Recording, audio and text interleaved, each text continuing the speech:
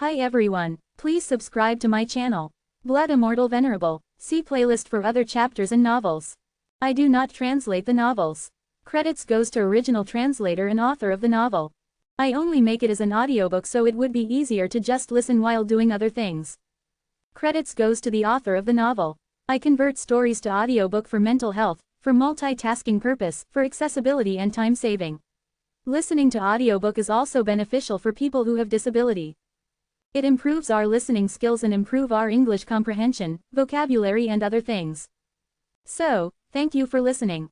Thank you and thank you very much for your support. Chapter 1541, The Consequence. There was a twinkle in Zen's eyes as he stood. It turned out that he had extracted 99% of the strength source from the 9 stars in his inner world. In addition, Zen had turned the invisible strength into a huge net that swept towards the sky. In fact, Zen could even leave everything behind and flee for his life if he chose to, thanks to his strength. However, he wasn't a selfish man. He couldn't help but go all out every time. Then again, doing so allowed him to check how strong his power was when the 9 stars were at their peak. For instance, the power he had currently released was equivalent to a third of a holy being's physical strength. Such power was so strong that it was difficult to measure it because it had already surpassed the existent standard. This level of strength was no doubt beyond words. Yet, it did not mean that Zen truly had 1/3 of a holy being's strength. Physical strength was only one of the abilities of a warrior. A holy being or even a true god could increase such power by a 10-fold or a 100-fold if they had used it. Such beings could use it to exterminate the over 100 formless sky pythons that were about to come. But Zen could only use the power in a basic way. It was like when a child was given the sharpest knife in the world. The knife might be the best tool, but it wouldn't be used to its maximum in the hands of a child, whose knowledge and power were limited. Rower, the net formed by Zen's strength spread out and wrapped the formless sky pythons inside it. Everyone was utterly shocked at the scene in front of them. It was because the formless sky pythons looked like they were inside an invisible bag and held by a giant hand. The hand threw the invisible bag backwards with a loud boom, and the 40 formless sky pythons in the front clashed with the over 50 formless sky pythons at the back. The collision of the massive creatures caused an extremely powerful impact. The formless sky pythons' bodies weren't able to endure the violent clash, so a few of them had gotten smashed into pieces. The formless sky pythons were clearly aggravated. Pained wails were heard from the grotesque, circular mouths. The whole scene looked like a bunch of tangled yarns as the beasts struggled madly to get out. But the more they struggled, the more they got entangled, and the harder it was for them to break free. Despite the fact that Caden knew that he shouldn't be distracted at the moment, he couldn't help but turn around when he heard the noise. As soon as he found what he was looking for, his breathing quickened, and when he looked at Zen, reverence filled his eyes. Before, he viewed Zen as a secondary creature who wasn't even worth mentioning. He thought that Zen couldn't possibly lead their exploration, and that he was merely a key to be used at a crucial moment. The first day that Zen had entered the Skyland race, his performance had made Caden change his opinion of him. His strength was truly undeniable, and so Caden had treated him as their equal. It was already an extremely rare occurrence in the Divine Refinement Forbidden Land. After all, the entire Divine Refinement Forbidden Land was the territory of this group of aboriginals. The 6 races had never taken warriors of the other races seriously. Although it was just like when Pascal had once been the leader of the Collapsing Mountain race, he hadn't actually convinced all the warriors in the Collapsing Mountain race.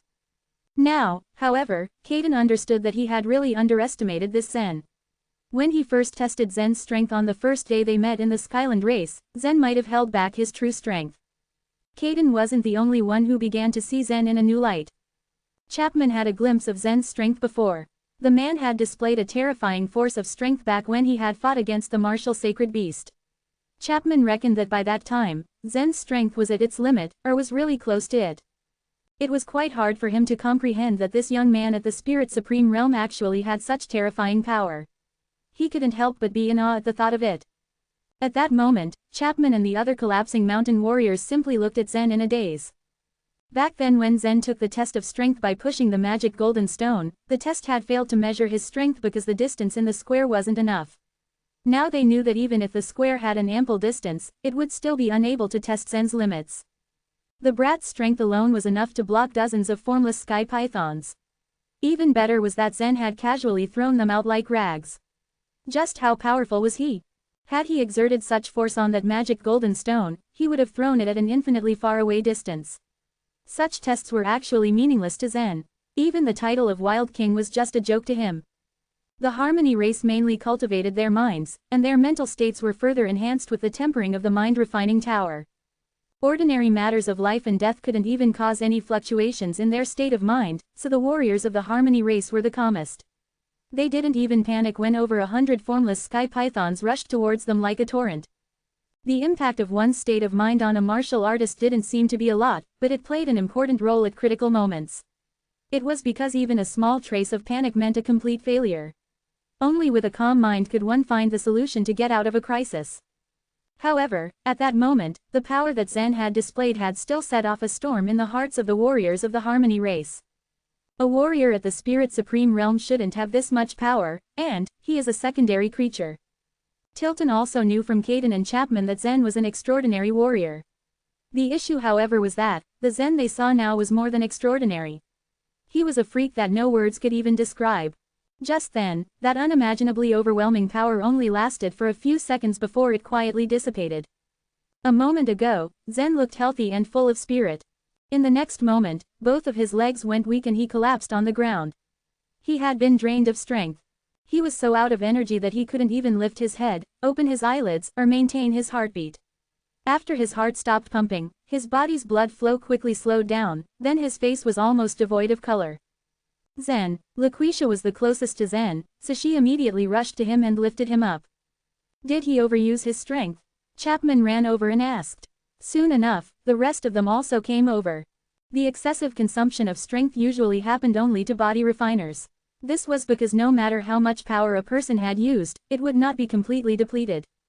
Warriors who cultivated life vitality normally used life vitality to fight, and the body's strength was only secondary.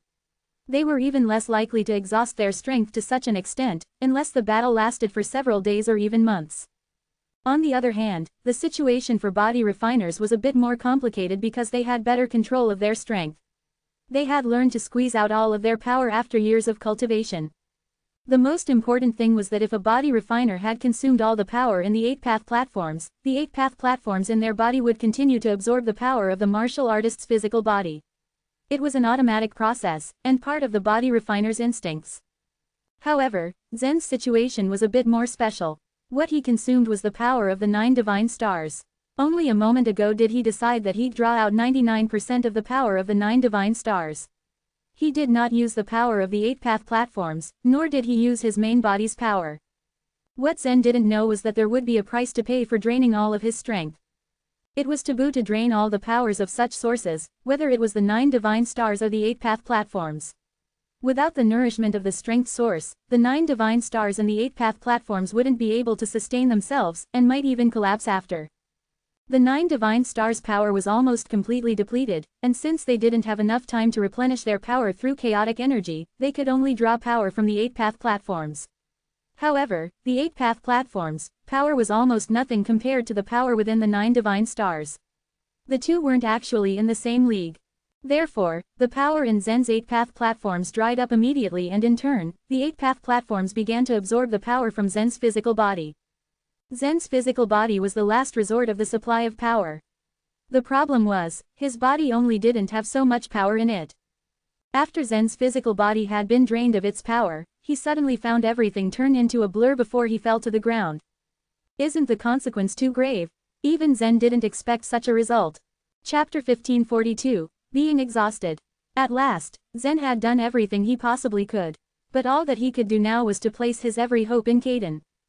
Zen's most recent interception had caused the formless sky pythons to sink into absolute chaos. Once the formless sky pythons had been thrown into the mess, their only desire was to crawl out from beneath their fellow pythons. The harder they tried though, the greater the disarray became. A few of the formless sky pythons' bodies were scattered across the ground, intertwined and entangled together. Despite the turmoil and disorder, many of the formless sky pythons continued to charge out in an attempt to attack the warriors. Caden looked out across the black sphere and noticed that, thanks to his heavenly jade seal, a green, luminous pattern had begun to spread throughout. As the green light continued to disperse itself and flow along the pattern, Caden suddenly announced, "It has been done." Many warriors stared vigilantly at the formless sky pythons.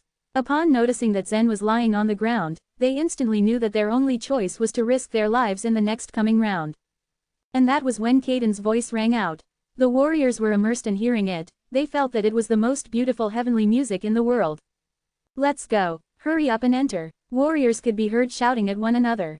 Nearly all of them rushed hastily in hopes to be the first to reach and enter the black sphere. Under Kenan's careful protection, Laquisha and the others carried Zen's body and equally escaped into the black ball. At the same time as the warriors moved forward, the formless sky pythons also decided to dash toward the black sphere. Luckily though, these pythons had no chance in entering, for as soon as all the warriors had entered, the green pattern on the surface of the black ball instantly vanished, leaving no trace behind. The formless sky pythons weren't very intelligent. Instinctively, several of them began to launch their different attacks on the black sphere. Of course, it didn't matter how much the formless sky pythons crashed into the sphere, or wrapped it up with their massive bodies in an attempt to crush it.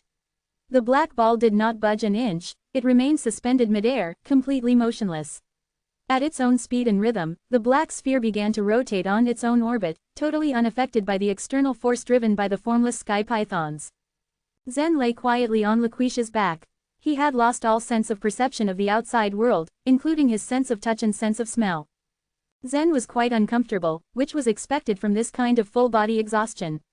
The key point of such an experience was that after the life vitality of a warrior who cultivated the life vitality had been exhausted, one could gradually recover his or her strength by using life vitality crystals.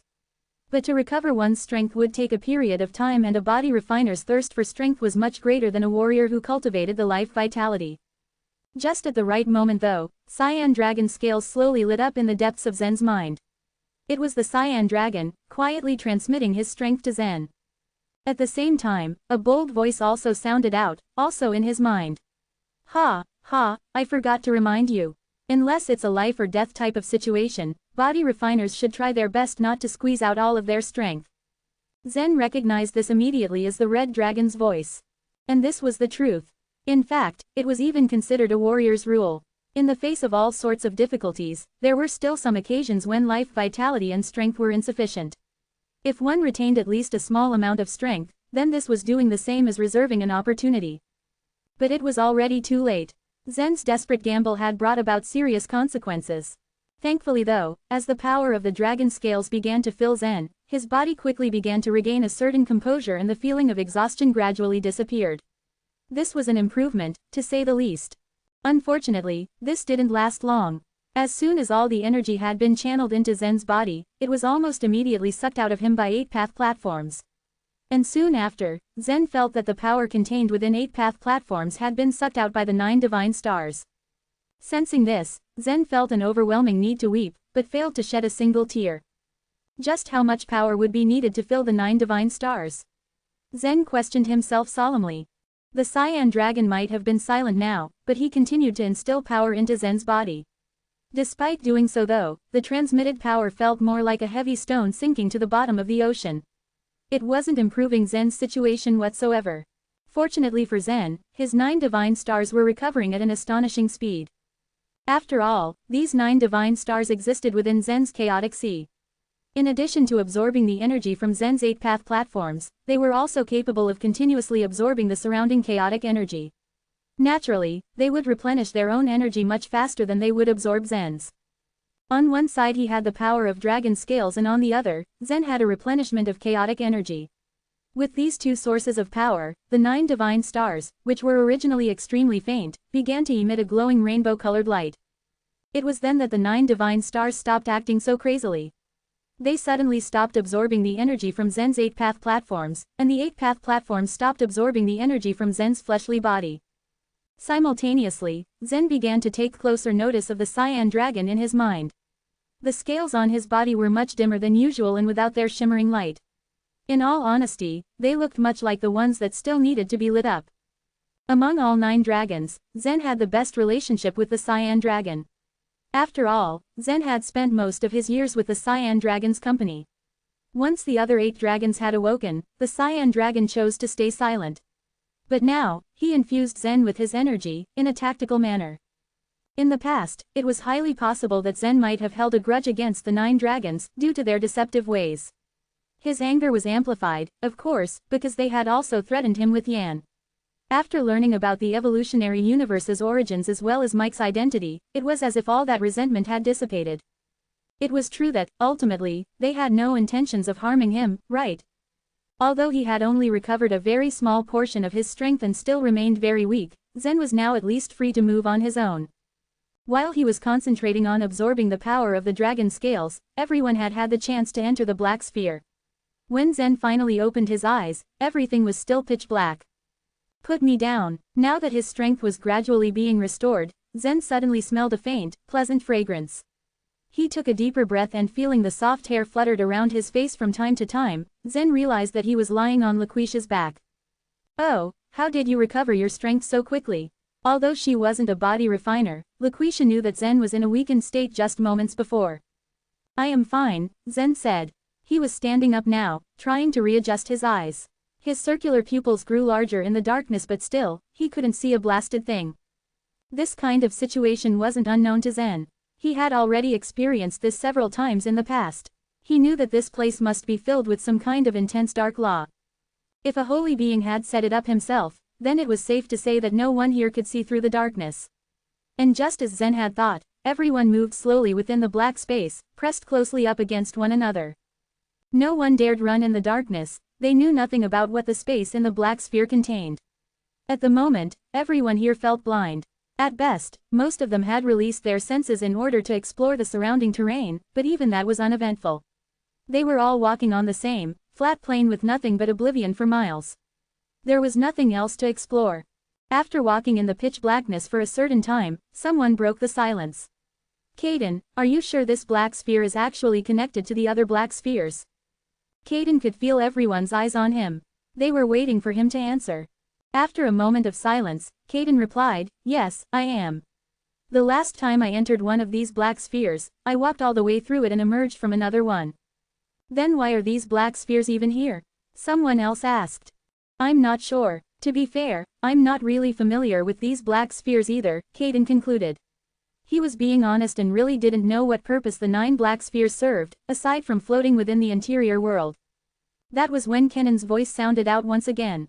If my guess is right, these 9 black spheres would be the 9 divine stars of the holy being.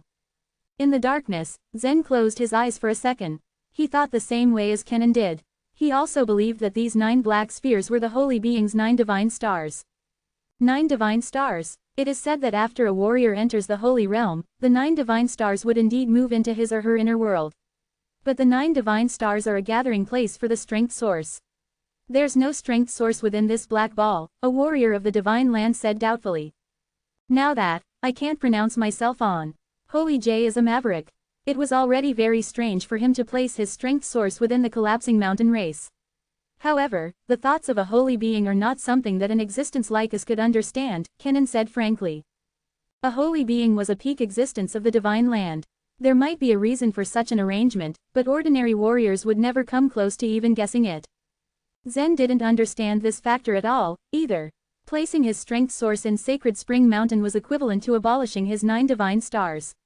Doing this would literally be unreasonable. Hey, while deep in thought, Zen suddenly saw a faint flash of golden light not far away.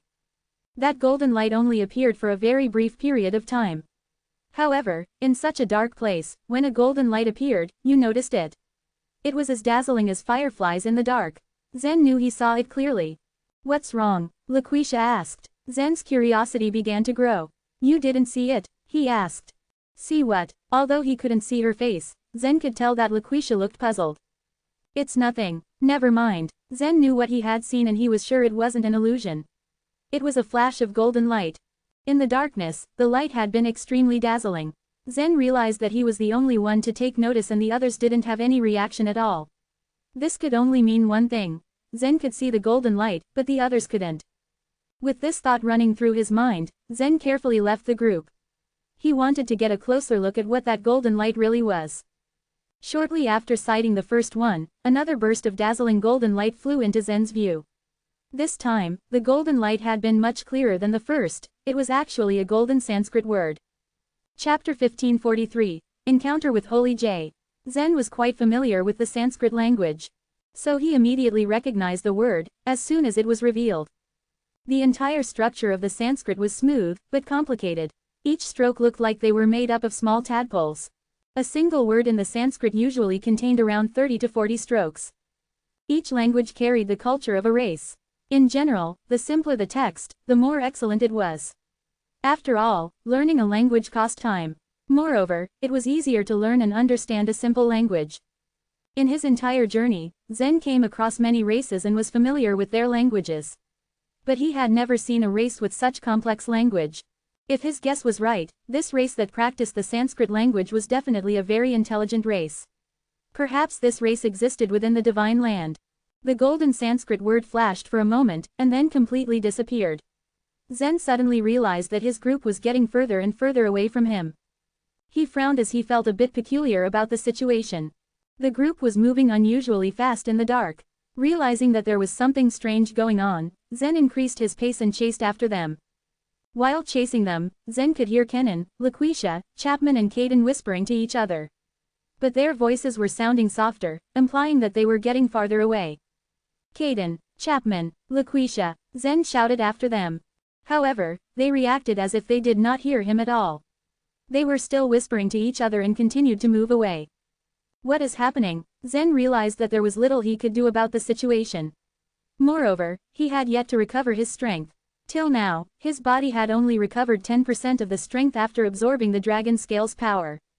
Once they realize that I am not around, they will probably stop and search for me. But, from the looks of it, these people don't find anything amiss. Zen frowned. What Zen was not aware was that there was one more person in the group. That person's aura, appearance, and even the voice were exactly the same as Zen's.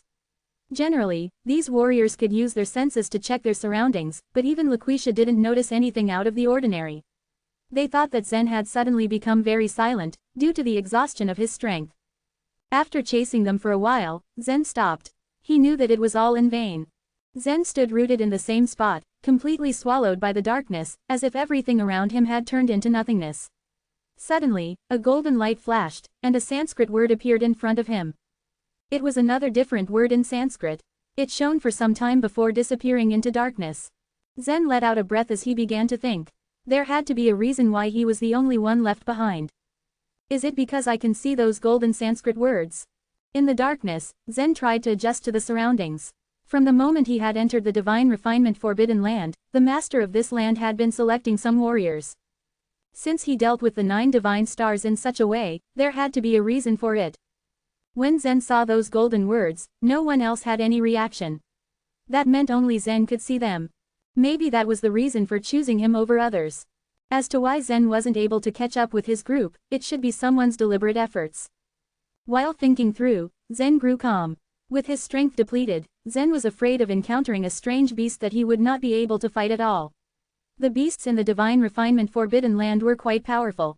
He was afraid that he would not be able to resist them in this state. At this moment, he was still rooted at his original position because he knew it was impossible for him to walk out of this space no matter how hard he ran. With a flash of golden light, another complicated word appeared before his eyes, and disappeared in a flash. Different Sanskrit words kept appearing before him. Zen was not sure what the connection was between these words, but he memorized every word. After some time, Zen suddenly heard a faint sound of someone breathing.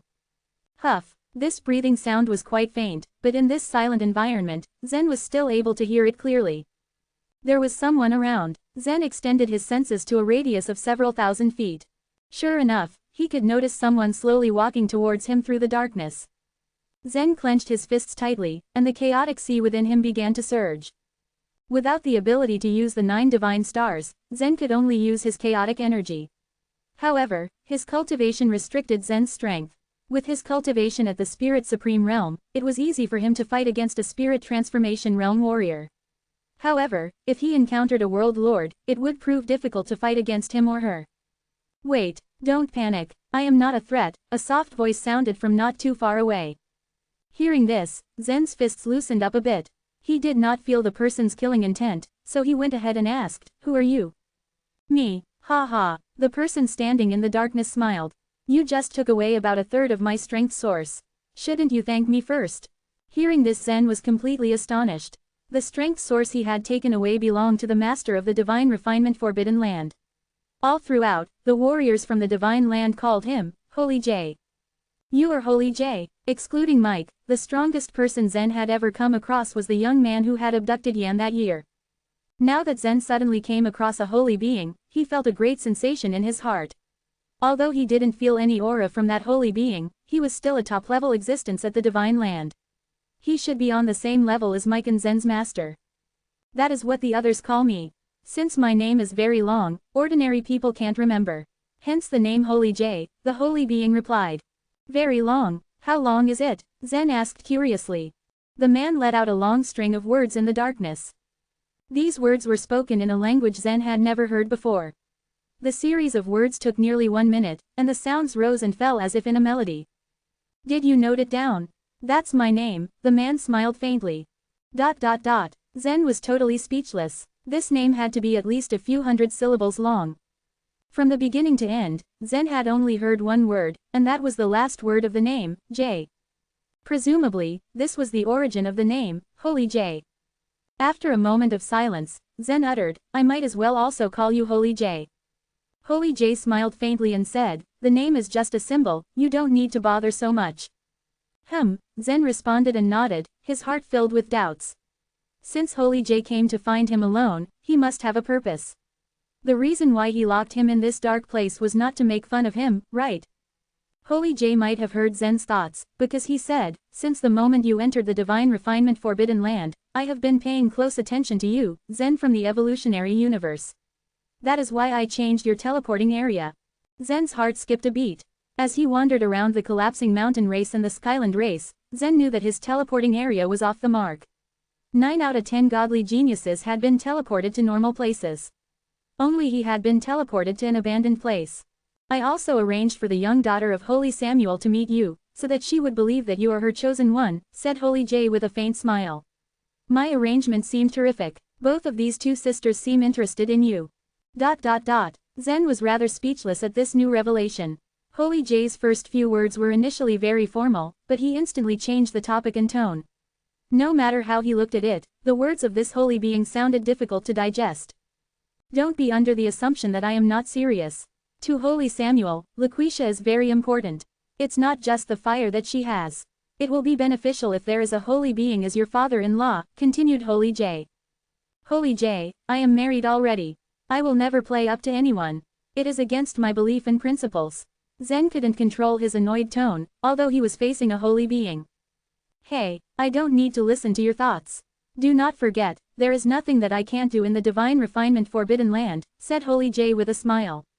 The Divine Refinement Forbidden Land was built by Holy J himself, and in this place, he was an omniscient existence. No one could stop him if he wanted to do something. But you can't change my mind, can you? Zen said in a firm deep voice. Holy J smiled and asked, what if this concerns your father's life and death? Chapter 1544, Holy Bromley. Zen's expression changed as soon as Holy J finished speaking. What do you know? Zen asked coldly. Talking to a holy being in this tone was very rude, but Holy J had expected this reaction from Zen and was unbothered by it.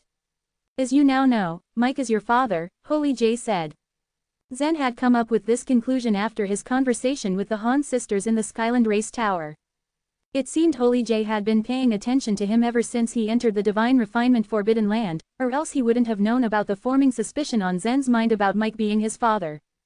Zen had only speculated before as he had no way of confirming Mike's identity. After all, it could very well just be a coincidence.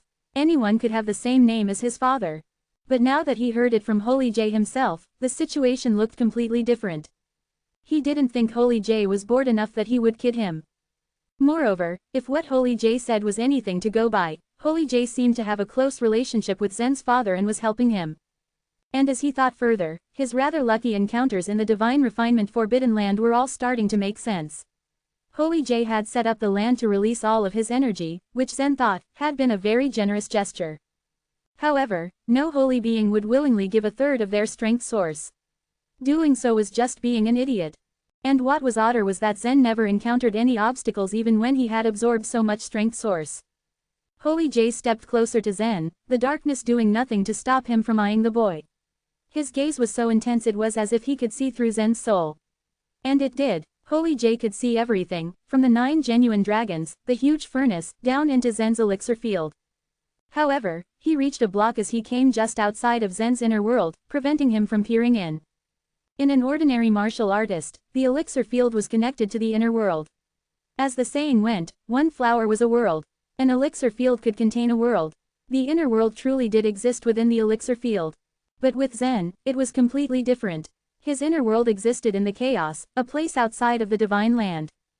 Zen was the only one that could communicate with his inner world, and the only way to do so was by the cross-world theurgy. Holy J also possessed the cross-world theurgy, but he could only use it with the divine refinement forbidden land. It would have no effect on worlds he didn't build, which was why he couldn't see through Zen's inner world. In the entire divine land, it was only the holy beings' inner worlds that Holy J couldn't see through, as it was impossible for holy beings to pry into each other's universes. What a wondrous inner world! A world created in chaos. It can be called the new divine land, Holy J said in wonder. Zen had already made an initial judgment of his own inner world, so he wasn't surprised by Holy J's words. It seemed that Holy J really knew about him, and the knowledge he had exceeded what Zen had imagined. "What is your relationship with my father?" Zen asked. He was anxious to know more about Mike. Holy J waved his hand. "There are some things that take too long to explain. How do I say this?" At this exact moment, several flashes of golden light appeared, causing Holy J to look back. "Oh yes, do you know why I destroyed the 9 stars and built such a strong dark law?" Zen shook his head. "I was observing something," said Holy J. "Sanskrit words," Zen replied. Holy J nodded. "Right and wrong. To be precise, I was, and still am, observing some creatures. These creatures are beyond imagination, and these complex characters, the Sanskrit words, belong to them. Only in absolute darkness will I be able to find clues left behind by these creatures, and in order to create this perfect dark law, I have spent a lot of time and effort." Zen was still confused. The dark law within this black sphere was extremely dense. Nothing was visible in it, which made Zen wonder just what kind of creature was inside. Moreover, Holy J was the master of the divine refinement forbidden land. If these creatures existed in the divine refinement forbidden land, how could he not know about them? Seeing Zen's confusion, Holy J continued explaining. "These creatures are not common creatures. Think of it like this. If creatures born in inner worlds are called secondary creatures, then warriors in the divine land would be the ordinary creatures. The creatures I am looking for are extraordinary creatures." "Extraordinary creatures," Zen repeated, still confused. Holy J nodded. "The way they exist is unimaginable to us." "Were they the ones who built the divine land?" Zen blurted out. It was simple. The holy beings of the divine land had created the universes, which meant the living beings in these universes would be considered secondary creatures. Strictly speaking, Zen himself was a secondary creature. Therefore, the creatures in a secondary creature's inner world would be called tertiary creatures. Now that he thought about it, since extraordinary creatures were of a level above all martial artists in the divine land, they had to be a life form from outside of the divine land. "There is some sense in your deduction," Holy J replied. "But whether these creatures built the divine land is still unknown.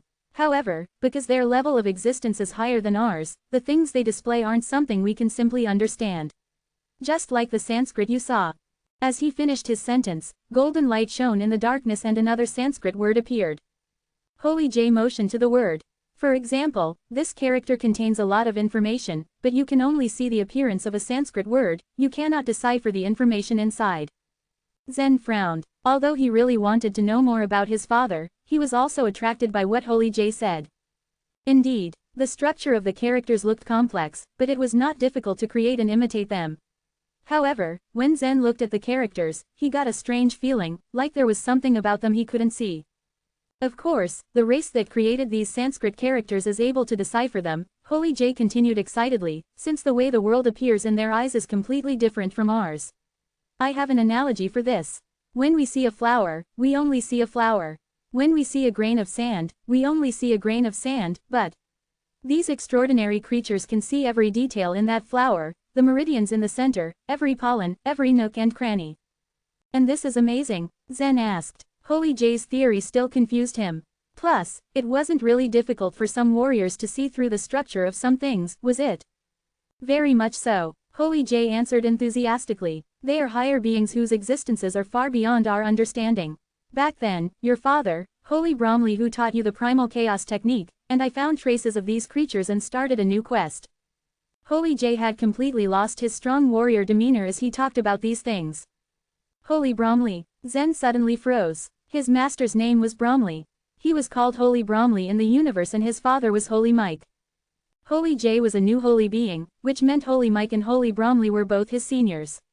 The three of them had a very good relationship with each other. When they had discovered the traces of extraordinary creatures, they continued to explore, and Zen's grand weapon refining method, Zena's page of Sanskrit words, and Holy J's ice soul flame had all been developed during the exploration. Chapter 1545, A Heart. Hearing Holy J's explanation, Zen finally connected all the clues he had gathered. Having obtained the grand weapon refining method and the primal chaos technique, he thought he was lucky. But all of these had actually been arranged by them in advance. The creator of the primal chaos technique, a man called Bromley Gu, was also the master of the fairy palace. It wasn't by chance that he created the primal chaos technique. He and his friends guessed that there was a higher level of life and civilization, but that kind of life was hard to understand. They couldn't even recognize its shape. After Mike was attacked by the people of the Hall of Holy Beings, he was left in a half-dead state. There was a saying among holy beings, as long as the universe existed, the holy being who created the universe was immortal. And to a certain extent, the saying was true. But a universe wasn't an isolated area. No matter how well one constructed the universe, the life vitality within inevitably leaked out. Without a holy being to replenish the life vitality, the universe would eventually weaken and perish. But Holy Bromley, the most intelligent among the three of them, had helped Mike come up with a way to make the evolutionary universe truly last forever. Such was the Grand Era Tribulation. In the other universes, there was no such thing as a Grand Era that lasted 3.6 billion years. Such universes wouldn't perish after that period. After a holy being built a universe, it remained stable, so long as they maintained it regularly by providing life vitality, they could maintain the universe's entire operation. But it was impossible for Mike to do this in his half-dead state, so he decided to listen to Bromley and set up the Grand Era Tribulation. Every 3.6 billion years, the universe went extinct. With the exception of the 9 stars, all stars fell and all living creatures withered. Mountains collapsed and rivers flowed backward. From the great to the supreme worlds, not a single thing was spared. When that time came, the entire universe would begin to shrink. Its space would be reduced to about 2/3 of its original size. During this period of contraction, the universe began to go extinct. And after that, the entire universe expanded once again. The universe was attached to the edge of the divine land. After shrinking, it would expand. Under the effects of the shrinking and expanding, it produced a powerful suction effect that absorbed life vitality from the divine land and put it into the universe. The evolutionary universe was like a heart, constantly contracting and expanding. It would beat once every 3.6 billion years of age to absorb life vitality. Every time it absorbed life vitality, it had enough to cover 3.6 billion years of consumption. The contracting and expanding happened a total of 16 times. And this meant that 16 grand eras had passed. In this new grand era, Mike's plan was finally implemented. Even Bromley contributed his fairy palace to Zen. In their eyes, defeating the Hall of Holy Beings was impossible. Even if Zen was nurtured enough to become a holy being, it wouldn't have been enough to change the final outcome. The only thing they could do was raise Zen into an extraordinary creature. A creature that stood a level higher than all living creatures in essence. The creator of the inner world was a secondary creature. And a holy being that created a universe was an ordinary creature. Those who constructed the divine land was an extraordinary creature. If Zen could successfully cultivate the primal chaos technique, it'd be equal to building another divine land. Then, he'd truly have the qualifications of becoming an extraordinary creature. Such was Bromley and Mike's attempt. No one could tell if the final result turned in their favor because in the endless years of the divine land, no such thing had ever happened before. From the moment Zen was born, their plan had progressed steadily. No one could say whether or not he would be able to meet their expectations. The Hall of Holy Beings didn't think Mike could survive for so many years. Although the time law of the divine land was different from that of the universe and the universe's time flow rate was much faster than the divine land's, Mike had clearly lived too long. The Hall of Holy Beings then realized that if they kept waiting, Mike wouldn't die on his own. So they sent another holy being to launch a universal war. Someone who sent the warriors of the sacred race from another universe to invade the evolutionary universe. Who was that holy being? Zen asked coldly when he heard it. His name is Murphy Mew, a member of the Hall of Holy Beings. People call him Holy Murphy. He built what is now called the Murphy universe, Holy J answered. Murphy Mew, Holy Murphy. Zen made sure to engrave the name deeply in his mind. The man didn't only invade the evolutionary universe, but he also wanted Mike to perish. No matter how Zen looked at it, Holy Murphy stood as his biggest opponent. One more question, Zen piped after some thought. What is it? I've encountered the warriors of the sacred race in the true path of the fairy palace. Didn't they say they disappeared long ago? Why would they appear in the universe created by Holy Murphy? For as long as he could remember, Zen had always been puzzled by the appearance of the sacred race. According to Saul, the sacred race was supposedly a powerful race in the divine land. They shouldn't have been secondary creatures in the universe created by a holy being. Haha, those warriors created by Murphy are mere imitations of the real warriors of the sacred race. The real warriors of the sacred race are the aboriginals of the divine land. After countless years of evolution, they've perished, Holy J explained. To that, Zen nodded and once again fell silent in the darkness. Having received so much information at once, he needed to take some time to digest it. Once again, Holy J gave Zen's shoulder a pat. You are Mike's only hope. Do your best. During the rest of the journey in the divine refinement forbidden land, I will give you many opportunities to improve your strength as much as possible. When he heard this, Zen's heart filled with gratitude. Thank you very much. It's no problem, your father and I are good friends. I even participated in the plan of your creation. The divine refinement forbidden land is also an extremely important link. I've been waiting for you for so long. You need not thank me. Holy J laughed. Remember to charm the daughters of the Han clan so they fall in love with you. Or at least, you should pick one of them. If you can draw their father, Holy Samuel, over to your side, our plan will proceed much more smoothly. Hearing this, Zen was rendered speechless. I'm not joking. You should think of your father. You'd better make Laquisha fall in love with you. She has the strong blood power of an ancient holy being, the voiced blood. If you want to avenge your father, making her your woman will make things easier for you, Holy J explained in earnest. You must promise me. Never did Zen expect Holy J to be truly serious. No matter how difficult a task he had to deal with, Zen wasn't one to ever put his hopes in anyone else. Though his life was short, he never hesitated in the face of any battle. All he wanted was to cultivate and grow stronger. But this time, Zen fell into a dilemma. Am I really going to butter up a woman for my own sake? He thought. Patting his shoulder again, Holy J said, you may leave now. I will arrange everything for the rest of your journey. Now, I have to go see someone else. Who? Zen asked curiously. You should know him. You both came from the same place. Roche Wa. Roche. Zen was stunned. Giving Zen a smile, Holy J continued, he's taking another path, one that might be even crueler than yours, a path he may die on. Why? Zen's gaze darkened. Don't ask too many questions. What I've told you might not sound so complicated, but it isn't that simple, either. There are some things crueler than you can imagine. But, Holy J's voice grew softer and softer as the distance between him and Zen grew further and further until he finally disappeared. Holy J, Holy J, Holy J. In the darkness, Zen kept calling out his name. But Holy J gave no response, he had completely disappeared. Just then, there was another whisper. When Zen listened in close, he realized that it was Kaden and the rest talking amongst themselves. This is strange, it's taking so much longer than before. We haven't even found the exit, Kaden muttered. It should be around here, right? I don't think we'll be trapped here. In the absolute darkness, everyone's mood fell. Perhaps there really was no way out of the black sphere. But right at this moment, they sensed another presence in front of them. Kaden was the first to shout, who are you? Who's there? Chapter 1546, Magma Area. The group of people could only continue pushing forward in the darkness, fumbling their way around with their senses instead of their eyes. Although the interior of this black ball was completely empty and void, it still served a true purpose. Holy J had created it with the intentions of observing certain specific creatures. Because they could only utilize their sensory perception, they naturally wouldn't be able to sense anything other than their own group of people. As soon as a person's figure appeared before the group though, everyone suddenly became vigilant and aware at the same time. Out of shock and surprise, hundreds of senses continued to scan Zen's body in all its length. It's me, Zen stated loud enough for the group to hear. Zen, Kaden's voice questioned, his tone full of astonishment. Wasn't he always a part of the group? How did he suddenly get up to the front?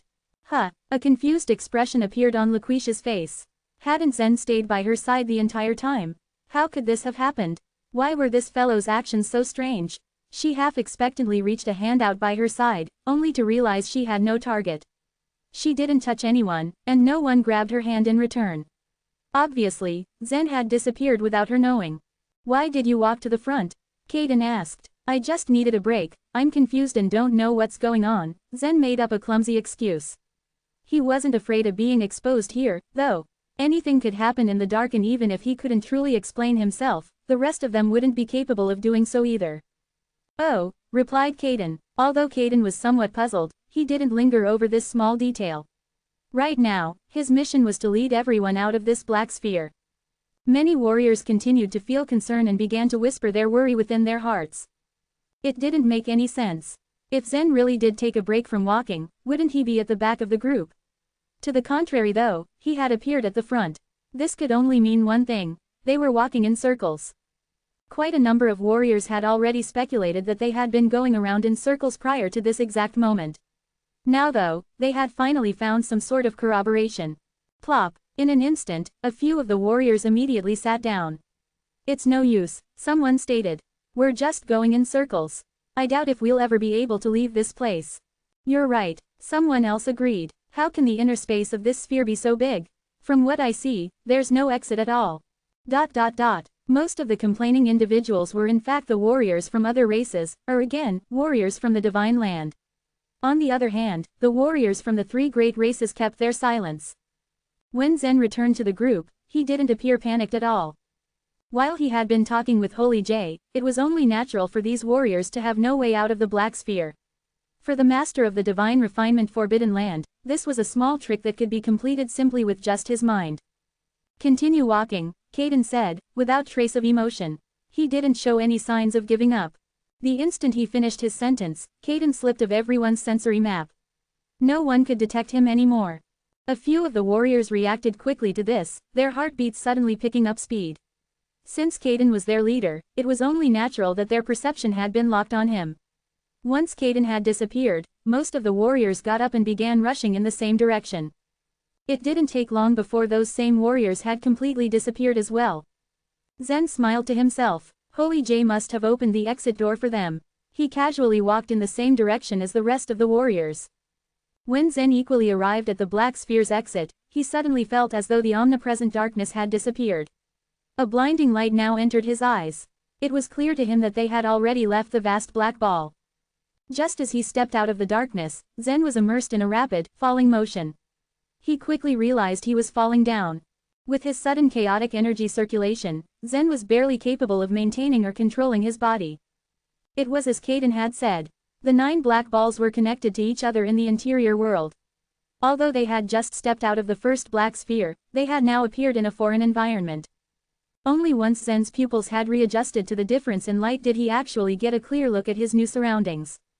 Zen didn't even have a chance to take in the environment before he felt a powerful, worrisome force rushing toward him from below. Rumble! A pillar of magma shot straight up into the sky, only inches away from scathing Zen's body. Although Zen himself wasn't afraid of the high-temperature magma, he knew his strength had yet to recover fully. If the force contained within the column of magma shot upwards and struck him, Zen would most definitely be in big trouble. Beneath their feet were numerous volcanoes. These volcanoes were quite lively, and the magma within them was constantly at a rolling boil. Every 10 seconds or so, these volcanoes would erupt, and the magma spewed from them would turn into a pillar of magma that shot up to the sky at a perfect angle. Boom, boom, boom, boom. The sound of volcanic eruptions never ceased. Here, all of the warriors skillfully and carefully avoided the columns of magma that were shooting up into the sky. Most of the people's reactions were very timely. After all, there was still a gap between the pillars of magma, and the time of eruption wasn't the same. Of course though, not everyone could be saved. A few of the warriors were much more unfortunate. Immediately upon exiting the black sphere, 3 warriors from other races as well as a harmony warrior were enveloped by a thick, burning pillar of ferociously hot magma. And with that, those 4 individuals had completely and forever disappeared. Even their corpses were never to be found. Wow, we are blessed with good luck. Kaden laughed loudly. And Kaden wasn't alone to express his joy. Even Chapman and Tilton seemed to be in a better mood. This is the land of ancestral magma. After passing through this area, we will reach our destination. Chapman roared. He then led the group to flee. We're here? Zen asked, slightly surprised. He had originally expected this exploration to be lengthy and take time. There was no way he had thought they'd reach their destination so quickly. But as soon as this thought crossed his mind, the answer equally flashed within his mind. Zen understood that this had nothing to do with good or bad luck but because of Holy J. As for what Holy J was going to do next, Zen could only wait quietly in anticipation. There were many craters in this area, and the volcanoes below were arranged in a row. Whether it was a volcano's size or their appearance, they all looked just about the exact same. It was as if once the first volcano had erupted, the others had no choice but to follow suit. Clearly, only someone as powerful as Holy J could create such a marvelous scene. Of course, this must have been done deliberately. The pillars of magma shot upward, one after the other, and exploded high in the sky. Then, they turned into volcanic ash, blotting out the sky with darkness before scattering down, forming a wondrous sight that covered the earth. No one was in the mood to enjoy such scenery, though. Instead, they fled through the magma pillars like butterflies fleeing through a storm. Caden, Chapman and Tilton intentionally slowed down instead though, approaching Zen. The three of them were well aware that Zen's strength had been weakened and his overall power greatly reduced. It was only natural for them to slow down in order to pay special attention to him and most of all, protect him. Thankfully, although the magma pillar's power was astonishing, Zen was having a streak of luck. As he traveled forward, a few magma pillars would occasionally explode by Zen's side, and aside from being rather scary, they caused him no harm. That said though, many others weren't half as lucky. In fact, nearly all of the warriors present were more or less affected by these magma pillars. Once they shot up into the sky, they scattered down like flowers sent from the heavens, turning into countless drops of magma that were almost too difficult to dodge. Although this magma rain wasn't fatal, having it fall onto one's body was far from pleasant.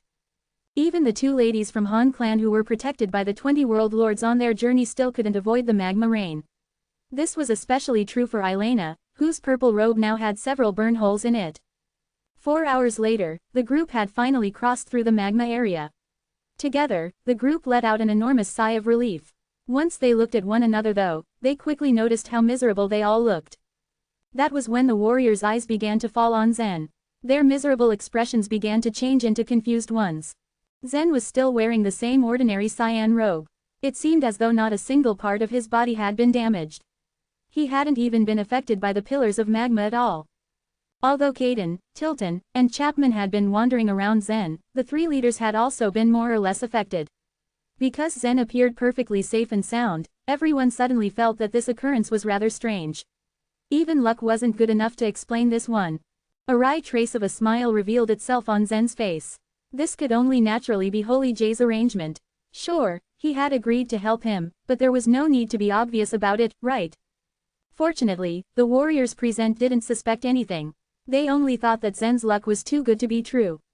After taking a small break, the warriors continued on their way. After passing through the magma area, a black cliff appeared in front of them. The side of the cliff was square and smooth like a mirror. Right in the middle of the square cliff was a round hole. "We are here, come with me," Caden shouted, taking the lead and heading straight for the circular hole. Seeing how positive Caden was, Zen's curiosity was suddenly piqued. Just what exactly did they want him to take for them?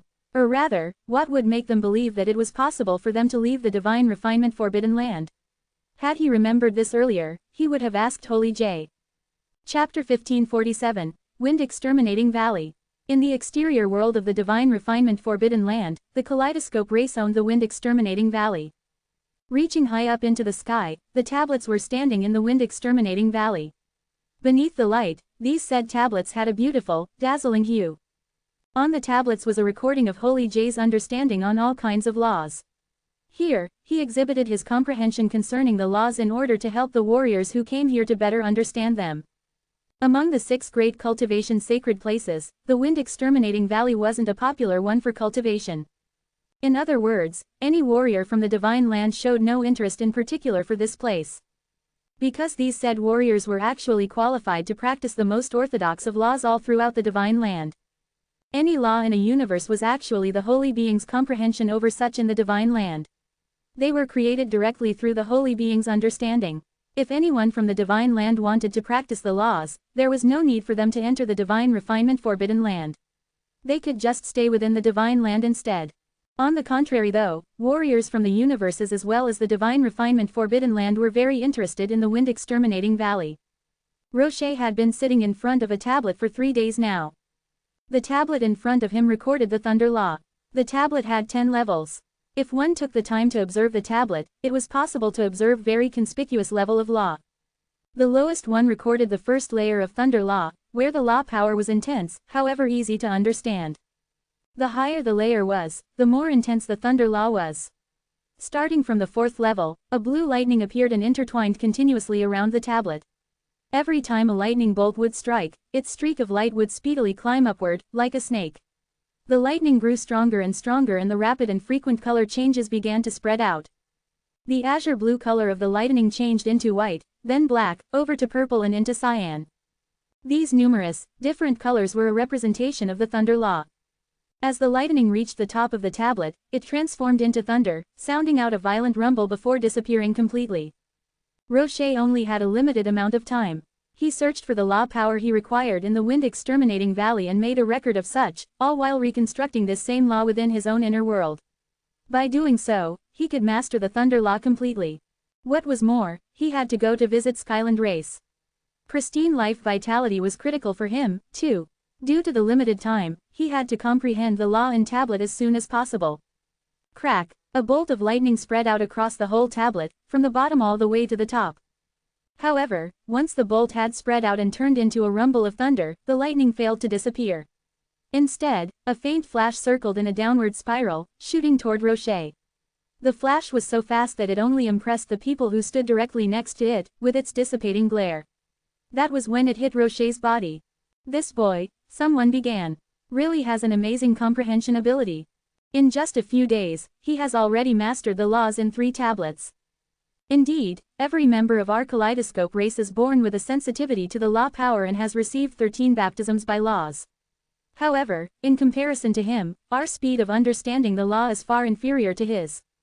Rocher didn't pay any attention to these astonished comments and instead, held an expression of happiness on his lips. In all honesty, he was actually rather puzzled at the situation before him. Although he was very confident in his own talent, Rocher still couldn't believe that he was capable of comprehending the laws in such a short period of time.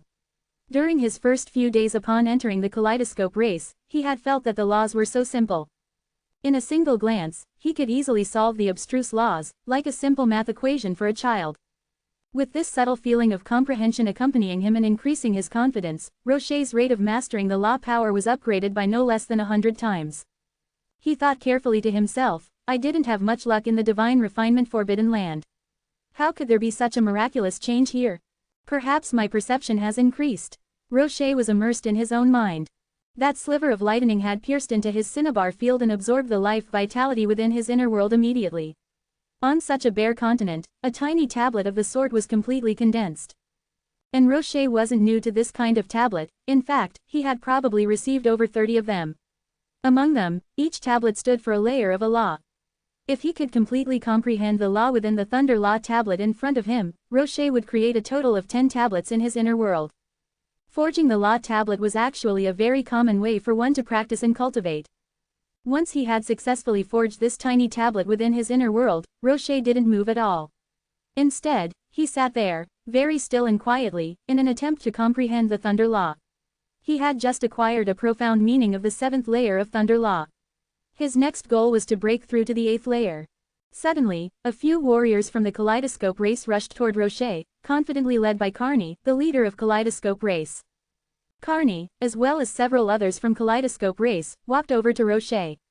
Rocher continued to comprehend the tablet before him and paid no attention to people heading his way. It seemed as though he hadn't seen them at all. The other warriors were curious as to why this race leader had come over and if it was the boy's astonishing talent that had attracted Carney's attention. Nathan, standing 100 meters from Rocher at the time, pursed his lips together upon seeing this. After selecting the wind-exterminating valley as their cultivation sacred place, both Rocher and Nathan wanted to comprehend the laws before they started cultivating in the Skyland race. Rocher really gave him a blow after they had entered the wind-exterminating valley. What Nathan cultivated was truth godly way, which was the root of enacting laws. Nathan was more sensitive to laws than any other geniuses. Nathan was half a month earlier to enter the wind-exterminating valley than Rocher was. In those 15 short days, his comprehension over the laws was so astonishing that the people from the wind-exterminating valley began to look at him differently. Other races were quick to join the amazement. Originally, Nathan felt good about the idea and thought he was making the right decision to enter the wind-exterminating valley. It was simple. The laws were one of the fundamental elements. The more profound one's law comprehension was, the stronger the effects of life vitality would be. However, only 2 weeks later, Rocher arrived. Rocher was the first acquaintance that Nathan had met in the divine refinement forbidden land. The two of them didn't have any conflicts with one another in the past, however, due to Nathan's personality, the two of them only exchanged small talk. Rocher's following performance left Nathan completely dumbstruck. Within a single day, he had completely comprehended a fire law tablet. On the second day, he had switched over to an ice law tablet, which he understood at the same speed as the first. On the third day, he comprehended. There was no way he was going to be able to do it that fast. Nathan felt nothing but astonishment at Rocher's speed. Comprehending this profound and mysterious tablet in front of Rocher was as simple as eating and drinking to him. Now, as he watched the kaleidoscope race leader reach Rocher personally, Nathan could do nothing but sigh silently. "Your name is Rocher Wa?" Carney asked. Rocher didn't reply. He did raise his head though, his gaze fixated on the massive tablet. "Our leader is asking you a question." A kaleidoscope race member couldn't help but berate. "Don't interrupt him," Carney said, as he demonstrated extreme patience, stopping his clansmen from egging forward. Then, Carney stood to the side and waited, all while hinting at his clansmen not to make a ruckus. Although Rocher's eyes were wide open, it seemed more as though he had entered a meditative state. His two eyes stared blankly at the tablet without any motion. Crack! Another bolt of lightning rose from the bottom, shooting up into the sky and spreading into a glowing net. Buzz! A thin streak of lightning once again appeared from within the thunderstorm. It was released from the top of the tablet and drilled into Rocher's cinnabar field. Once again, it transformed into a small tablet within his inner world. Only then did Rocher slowly turn his head. With a smile on his face, he looked at Carney and said, "Sorry, just now, You were completely immersed in studying the law and I should be happy about that." "How can you say you're sorry?" Carney smiled slightly and said, "However, the prophet from our race has personally invited you, which might delay your learning for a short while." "Prophet?" Rocher frowned, but soon after, he relaxed. He didn't have many concerns and said, "Okay." What he knew was already more than what Zen did. There were many things that didn't require explanation, and he could guess at a rough idea. "Come with me, Rocher," said Carney, as he headed towards the depths of wind-exterminating valley. Together, they followed a long, winding tunnel deep into the valley. Not long after, a tent appeared at the end of the tunnel. Naturally, the old man sitting in the tent was the kaleidoscope race's prophet. Chapter 1548, Rocher's Choice. Once Carney had led Rocher into the tent, the prophet of the kaleidoscope race waved his hand. "You may leave now." With attitude, Carney smiled and said, "I'm curious to know what you want to talk about. Mind if I stay and listen?" The prophet frowned and waved his hand a second time. A formless energy immediately sent Carney and the others with him out of the tent.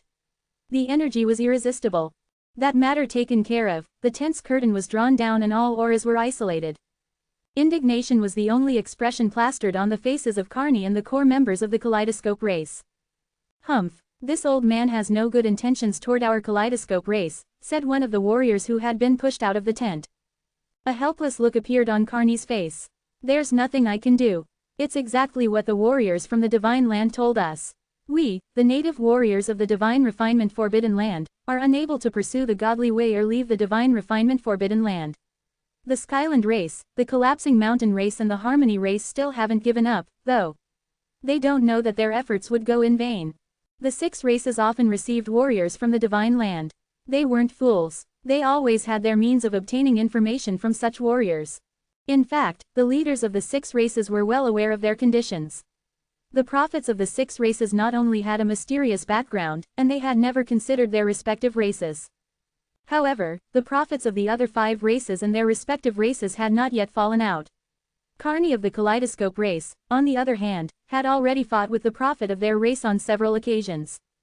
Carney and the race members' conversation was heard by Rocher and the prophet, who were still inside the tent. Rocher's curiosity kept increasing with reason.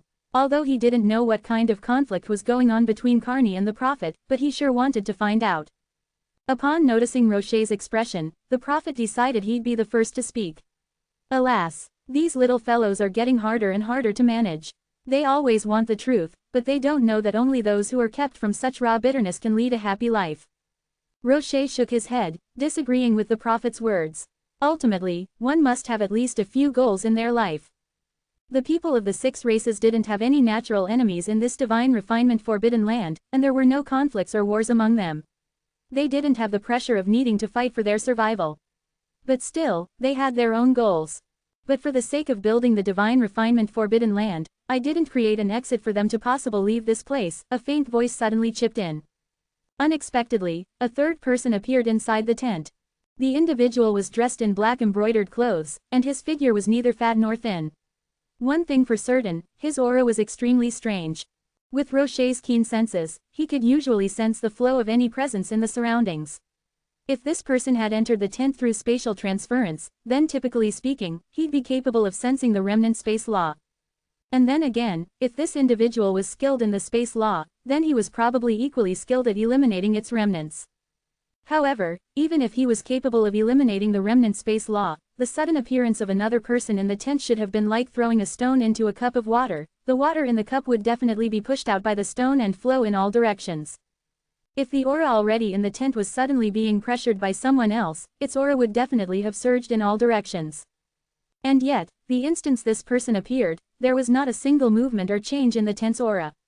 It was as if this third person had been standing there all along. The method used had to be quite brilliant. Even at his very best, Rocher had no idea what technique had been used for this to occur. "Well, then, who are you?" asked Rocher, staring at the man. The person quickly smiled and said, "I am the owner of the divine refinement forbidden land." Holy J. Rocher's gaze flickered with excitement. No wonder. As the creator of the divine refinement forbidden land, Holy J could naturally move about as he wished without even needing to use the space law. This was because Holy J himself had created the said space. This land functioned and revolved around his will. He could thus replace a portion of pure air inside the tent with his body directly. Rocher came to such a quick conclusion because his mind was extremely sharp and he was very intelligent. Holy J nodded, and then waved his hand briskly at the prophet. The prophet's eyes immediately lost their luster and he slowly walked outside, like a puppet. The prophets of the 6 races were very different from ordinary beings. It was possible to consider that the people from the 6 great races had grown up on their own, possessing their own consciousness and souls.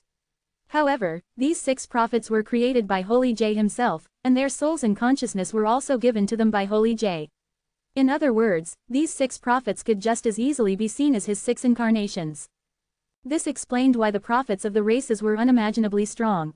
In addition, they held a very important position within their respective races.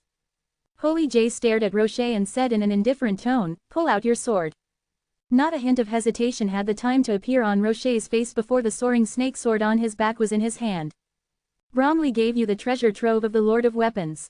You could possibly be taken into consideration as our backup plan. I want to see how far you've come. Attack me," Holy J ordered.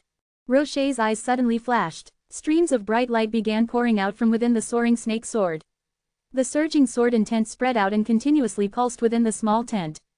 Although the tent seemed to be made of canvas, the surging sword intent was surprisingly not able to tear it into shreds. After quite a few seconds, Rocher's sword abruptly came to a halt as a surge of internal momentum gushed forth from it, piercing toward his opponent. Puff! Holy J didn't even budge. The tip of the soaring snake sword instantly entered his body. The tip of the sword easily sliced through Holy J's skin, and the sword intent began spreading all over his body. Rocher wasn't worried about Holy J's safety at all. Ultimately, he was only facing Holy J's avatar. What a joke it would be if the avatar of a holy being could be injured by a spirit supreme realm warrior. The sword only managed to pierce a distance of less than an inch. The sharp weapon couldn't advance any further. Holy J shook his head. "Not enough. Your comprehension of the beginning swordsmanship isn't enough." Rocher wasn't surprised to receive such an evaluation. "Please, enlighten me, Holy J." Holy J stared at his heroic gaze and said, "I'm going to teach you the conviction that death is inevitable. Can you accept this? Because if you can't, I can and will give up on you. With your cultivation, talent, and strength, you will be capable of living a very good life in the divine land." Although Rocher was extremely outstanding, the 3 holy beings still had other potential candidates. "Yes, I can," Rocher answered firmly. Ever since he inherited the treasure trove of the Lord of Weapons, Rocher had finally understood his mission. "Why, Holy J asked again. From his point of view, Rocher's attitude was very important. If this person was really afraid of death, then one of the key factors of their plan would be lost. At this question, Rocher couldn't help but smile. Do you know what I was thinking when I found out about the limitless lifespan of a true god? What? Holy J asked curiously. A limitless lifespan is probably the biggest punishment for a true god, Rocher said, as he looked directly at Holy J. Everyone's pursuit of life was different. Certain mortals pursued the taste of meat 3 times a day. Some martial artists pursued the recognition of their sects, and other mighty warriors pursued the path of increasing strength. Before Rocher understood the meaning of his own existence, a limitless lifespan was indeed what he wanted. Everything shifted after he entered the treasure trove of the Lord of Weapons. His entire mindset underwent a drastic change. He had obtained a little information that was rather difficult to imagine. Through this information though, he had seen the entire Divine Land. The Divine Land was a highly civilized world, filled with many rules that had to be respected. Immortality was an illusory pursuit of the creatures of all universes, but it was not difficult to achieve in the Divine Land, at least not for Rocher. He had wanted to reach the peak of the world of martial arts, but after seeing things from a different eye, he could only sigh to himself. The peak of the world of martial arts was no longer attractive to him. Now that the veil of mystery had been lifted in front of him, the scenery it was hiding simply didn't attract him. On the other hand though, he had developed a strong interest for the plans left behind by Holy Bromley. It was as if the plan had been tailor-made for him. He knew that when the plan was enacted, it would be the moment of his death. However, he had agreed to it in a near instant, without a trace of hesitation. Not only for Zen, but equally for himself. I like your answer, said Holy J. Having the ability to live for so long is indeed quite boring. Throughout your trip in the Divine Refinement Forbidden Land, I will do everything I can to increase your strength. The current situation in the Divine Land was rather complicated, and Holy J didn't want to talk about such things here. What about Zen? Rocher asked. Zen. Holy J gave him a faint smile.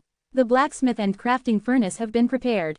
He has just entered, and his body will be thoroughly refined soon. Chapman, Caden and Tilton were all in a good mood. This trip to the interior world was rather unlucky at the beginning, as they'd encountered so many formless sky pythons that started chasing them. However, they never expected that their misfortune would suddenly take a turn for the better. They quickly arrived at their destination. Unfortunately though, they didn't know that this place was merely a crafting furnace meticulously prepared for Zen by Holy J. Here, he planned to carry out one of the most complete body refining exercises ever. Chapter 1549, The Cave. It was the second time around that Caden, Chapman, and some of others had entered this cave. But sadly, up to this moment, these 6 great races hadn't made much progress in their quest and exploration of the interior world. For example, in a place like the soul-suppressing cliff, they all knew that one would need a black trial tally for them to gain entry. But obtaining a black trial tally would never be easy. The accumulated purple trial tallies of the 6 races were as huge as a big mountain. Chapman and Caden had once conveyed with their prophets, as to whether or not they would be permitted to use purple trial tallies in exchange for the black trial tally. However, they failed to receive an affirmative response, as the answer they got was a big no. These places were not even prepared for the natives. Those prophets were the incarnations of Holy J. How could Holy J allow them to enter these places? Though they felt helpless, the 6 races could only continue to explore the interior world, until they finally spotted this strange cave. In the depths of the natural chamber of this cave, they eventually found some clue. What was striking was the dark green flame filling up the entire cave. It held a strength that was so powerful, a mysterious force akin to something they could not easily defeat. By this time, Caden and Chapman both were seriously mulling over. They thought of figuring out ways on how to deal with this green flame. But in the end, they were all disappointed and left with no choice but to give up. They noted that anything thrown in would be melted by the green flame, leaving no trace at all. Even a small piece of the magic golden stone would be quickly melted into a golden liquid the moment it came into contact with the green flame. With the existence of this kind of flame, it only denoted that no one was welcome to enter. Caden was silently not willing to accept this loss. Before he left, he had used the Eye of Void, which was taught to the Skyland race by martial artists from the Divine Land, and that was to use life vitality to visualize the Eye of Void. Through this Eye of Void, they would be able to see the scene inside the cave. The shape of the Eye of Void was very special. Other than it was formed from life vitality, it also needed to be fused with the space law. This eye was traveling at the front and back of the space, shuttling back and forth, so it could avoid the green flame in the cave to a certain extent. Even the Eye of Void was only able to last half a minute in this green flame. Beyond that, it could no longer resist the scorching heat of the green flame. And for another 3 seconds longer, it would turn into pieces. The natives would simply tend to give up if they didn't see anything helpful in the cave. They would not try to deal with the dangerous green flame for nothing. Even though they were natives of the divine refinement forbidden land, it did not mean that they were invincible in this place. There were some things that they could not afford to provoke, such as the martial sacred beast and the green flame in the cave. It was just that the last scene that was transmitted to them by the Eye of Void was something they would never forget, thus making them more determined to enter this cave. They happened to view a door in the depths of the cave. There was a single door in the depths of the cave. Even though the surroundings were filled with the green flame, the door remained to be intact. If they had seen something else other than the door, perhaps it wouldn't pique their interest. For example, if they saw a savage beast that wasn't afraid of the green flame, some weapon or even the best cultivation method, this wouldn't be very attractive to the 6th grade races. But luck was on their side when they happened to catch a glimpse of the door. Numerous martial artists coming from different universes had made their presence known after the opening of the Divine Refinement Forbidden Land. A majority of martial artists from the Divine Land also came. Those martial artists indeed made it possible for 6th grade races to learn about the outside world consistently. They were mostly like some innocent children who had just opened their eyes, realizing overnight that the Divine Refinement Forbidden Land was a small and cramped world. It turned out that the outside world was unexpectedly so vast. The basic instinct of life was urging them to find a way out. But after searching the entire Divine Refinement Forbidden Land, they found out that only those warriors from outside could enter and leave this place as they pleased, while it was almost impossible for the natives to leave and gain entry to the Divine Land. According to some foreign martial artists, to leave the universe, one had to become a true god. Otherwise, they would be turned into life vitality. Even so, no one in the Divine Refinement Forbidden Land chose to give up. And that single door provided them endless illusions and lots of possibilities. What was behind that door? Was it a path to the Divine Land? But the green flame was fiercely blocking their way.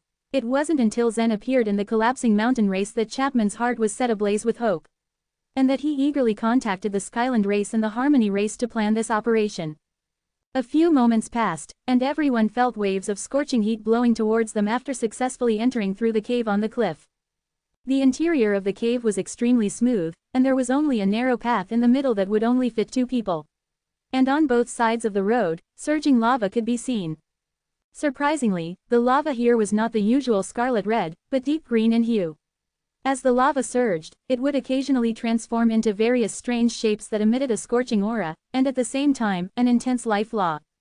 The fire was often the nemesis of living beings, and any casual contact with it would bring about a devastating disaster. But in this green lava, it gave people a sense of vitality. The combination of the 2 opposite feelings made people feel very strange. Besides the strangeness, there was also a sense of vigilance in people's minds. We have yet to explore this place thoroughly. Everyone, please be careful, Caden warned. But everyone was already on their guard even without Caden's warning. However, some of the foreign martial artists regretted their decision to explore the interior world. The interior world and the exterior world had almost the same size. Some seniors said that the former was filled with so many treasures, and that Holy J had placed many of his treasures into the interior world. In the past, many foreign warriors had benefited a lot from it. Some of them even took away one of the core treasures of Holy J. It was almost impossible for such a thing to happen in the universes created by other holy beings. Therefore, when the news spread out, it attracted the warriors of the Divine Land to come and explore. After all, Holy J was way too generous. But up until now, they had not found any opportunities. Instead, soon after they penetrated the interior world, they had encountered a lot of danger. How many would be willing to take such a risk if the risks and rewards were not rated proportionally? However, since they had already reached this step, they had no other option to take. Among these people, Zen was the most relaxed. After he had come into contact with Holy J, this exploration was akin to revealing the answer to the riddle that puzzled him for quite some time now. He was not even surprised to find Holy J's attention on him. Of course, Zen still hadn't understood why Holy J was being so nice to him, as he had brought him here to help him refine his body. Plop, plop, as they followed the narrow route, green bubbles started to appear in the lava from both sides of the path. Then the green lava suddenly turned into horses, swiftly galloping towards the group of people. Be careful, Caden's alert eyes squinted, and an azure-colored scroll appeared in his hands. The corners of Laquisha's lips curled up slightly when she saw the scroll. It's the ice butterfly picture. It is indeed our family's ice butterfly picture. I wonder how it will end up in the hands of the Skyland race. Kenan nodded. The ice butterfly picture could be considered an all-powerful ice attribute treasure in the Han clan. The ice butterfly picture might have been passed down from the Han clan to the other people in the Divine Land, and then the Skyland race got it. Or it could also be the Han clan who gave it to the Skyland race. The three races paid much attention to the trip and made preparations for it in advance. They had many other methods hidden away to deal with the unexpected. However, after passing through the black ball, they were directly teleported to their destination by Holy J, which saved them a lot of trouble, and naturally, they did not use any of those methods. Therefore, when they saw this cave, Caden and the rest were overjoyed. The moment Caden took out the ice butterfly picture, the heat was already cooled down to some extent. In this cave filled with green lava, it was as if everyone was falling into a land of frost. An illusory chill spread out, and ice and snow flew about, instantly enveloping everyone within. And when the horses made of green lava rushed over and did not even get close to the group of people, a group of ice butterflies that were as clean as snow danced and flew towards them. As soon as the ice butterflies came into contact with the horses, they were instantly melted into ashes. However, every single ice butterfly was able to emit a large amount of chilliness. And as the countless ice butterflies flew over, they continuously melted helplessly. The horses formed from the green lava also quickly disintegrated, turning into a pile of dark green stones that fell back into the lava. At this moment, deep within the cave, an old man dressed in black armor held a golden hammer in his hand. His one remaining eye was wide open as he silently watched Zen, who was among them. He clicked his tongue twice and extended his snake-like tongue to lick the tip of his nose. Jay didn't lie to me. There is such a unique raw material in this world. How interesting. Chapter 1550, The Blacksmith. After he finished speaking, the one-eyed man brandished the golden hammer and swung it mightily. With a sound of "do," the golden hammer fell into the ground. Even though the ground was hit by a heavy hammer, the bottom of the cave was unscratched. Only a faint halo spread out from the point of impact. 10 feet, 1,000 feet, 10,000 feet, 100,000 feet, 10 million feet, from the deepest underground to the highest place in the air. In the interior world, the exterior world, and the whole divine refinement forbidden land, everything was shaking. Jay, come out, the one-eyed man shouted. Not seeing any response, the man started to hit the ground with his hammer again. With another slam, the whole divine refinement forbidden land trembled more intensely. As he was talking with Rocher, Holy J revealed a small smile on his face. The blacksmith doesn't have the patience for waiting, Holy J said, as he halted the conversation. Rocher smiled inwardly as he felt the quaking of the ground. He wondered what kind of power the blacksmith possessed that made the whole divine refinement forbidden land tremble. Divine refinement forbidden land might not be as big as a universe, but an ordinary man didn't have the capability for such a movement. Rocher nodded and said, I will wait here for you, Holy J. No, please join me. Holy J stretched out his hand and grasped Rocher's. Without any preamble, Rocher felt the world spin around and the view changed. They were transported into a cave. Knock and you will know, Holy J said in an unhappy tone. The one-eyed man in the cave just chuckled. Holding the golden hammer, he rubbed his nose and smiled as he said, my hammer is too thirsty. That boy has come. Do I need your reminder? Holy J couldn't help but roll his eyes.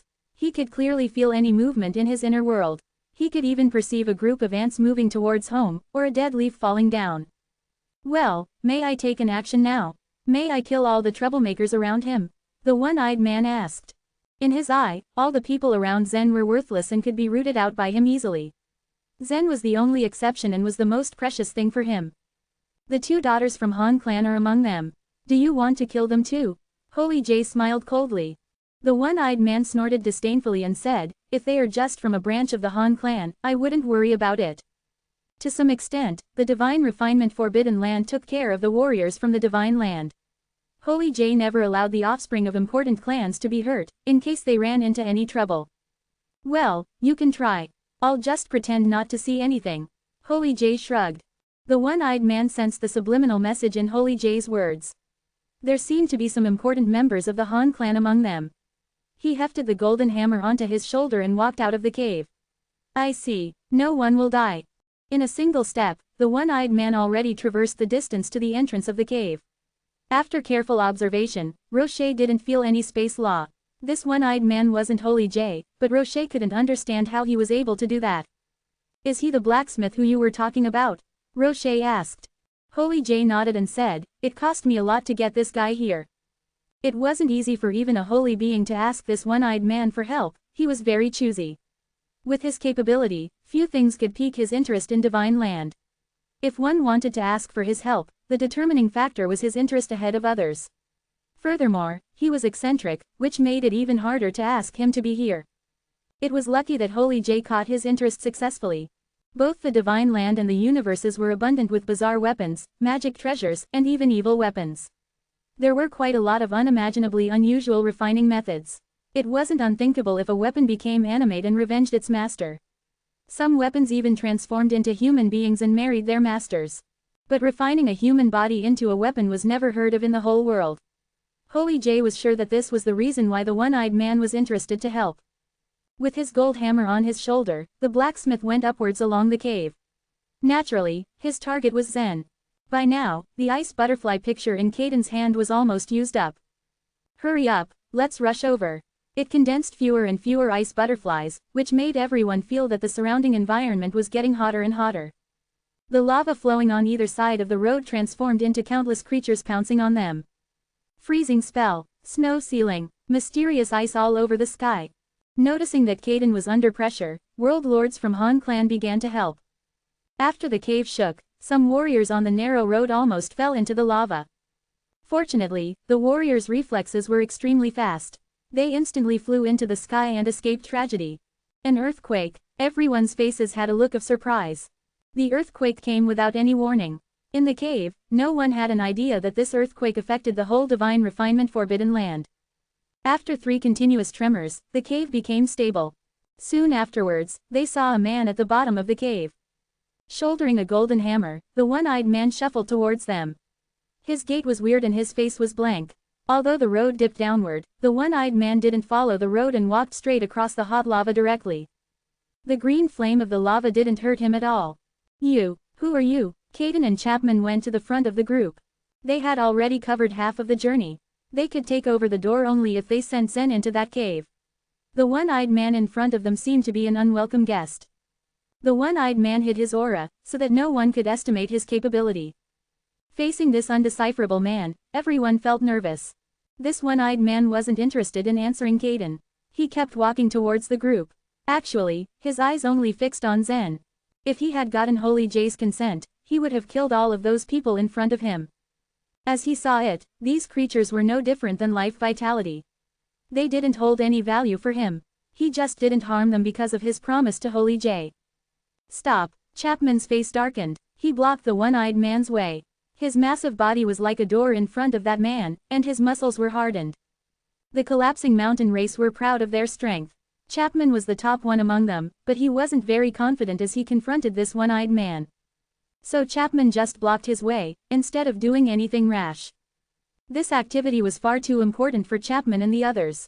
He couldn't allow anyone to interfere with their plan.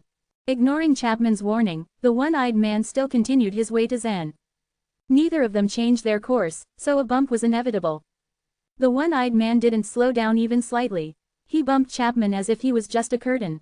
His pace wasn't hindered by Chapman at all, he just continued walking. Chapman paled. With a sound of stuffy buzz, his huge body crashed on the ground and nearly fell into the lava. Lying on the ground, he was unable to get back up. It sparked some conflicted emotions in his heart. Before the collision, Chapman accumulated 90% of his power secretly. However, Chapman himself felt like a piece of thin paper and didn't even offer the slightest resistance to the one-eyed man. This just showed that these two were not in the same level. Chapman was just like a small ant standing in front of an elephant. He was unqualified to hinder the one-eyed man's way. Caden's and Tilton's faces fell. Caden had intended to take action, but he didn't. Seeing that Chapman fell down, Caden realized that this one-eyed man's power was beyond his imagination. Even with all of their combined power, they wouldn't come close to the strength of this man's finger.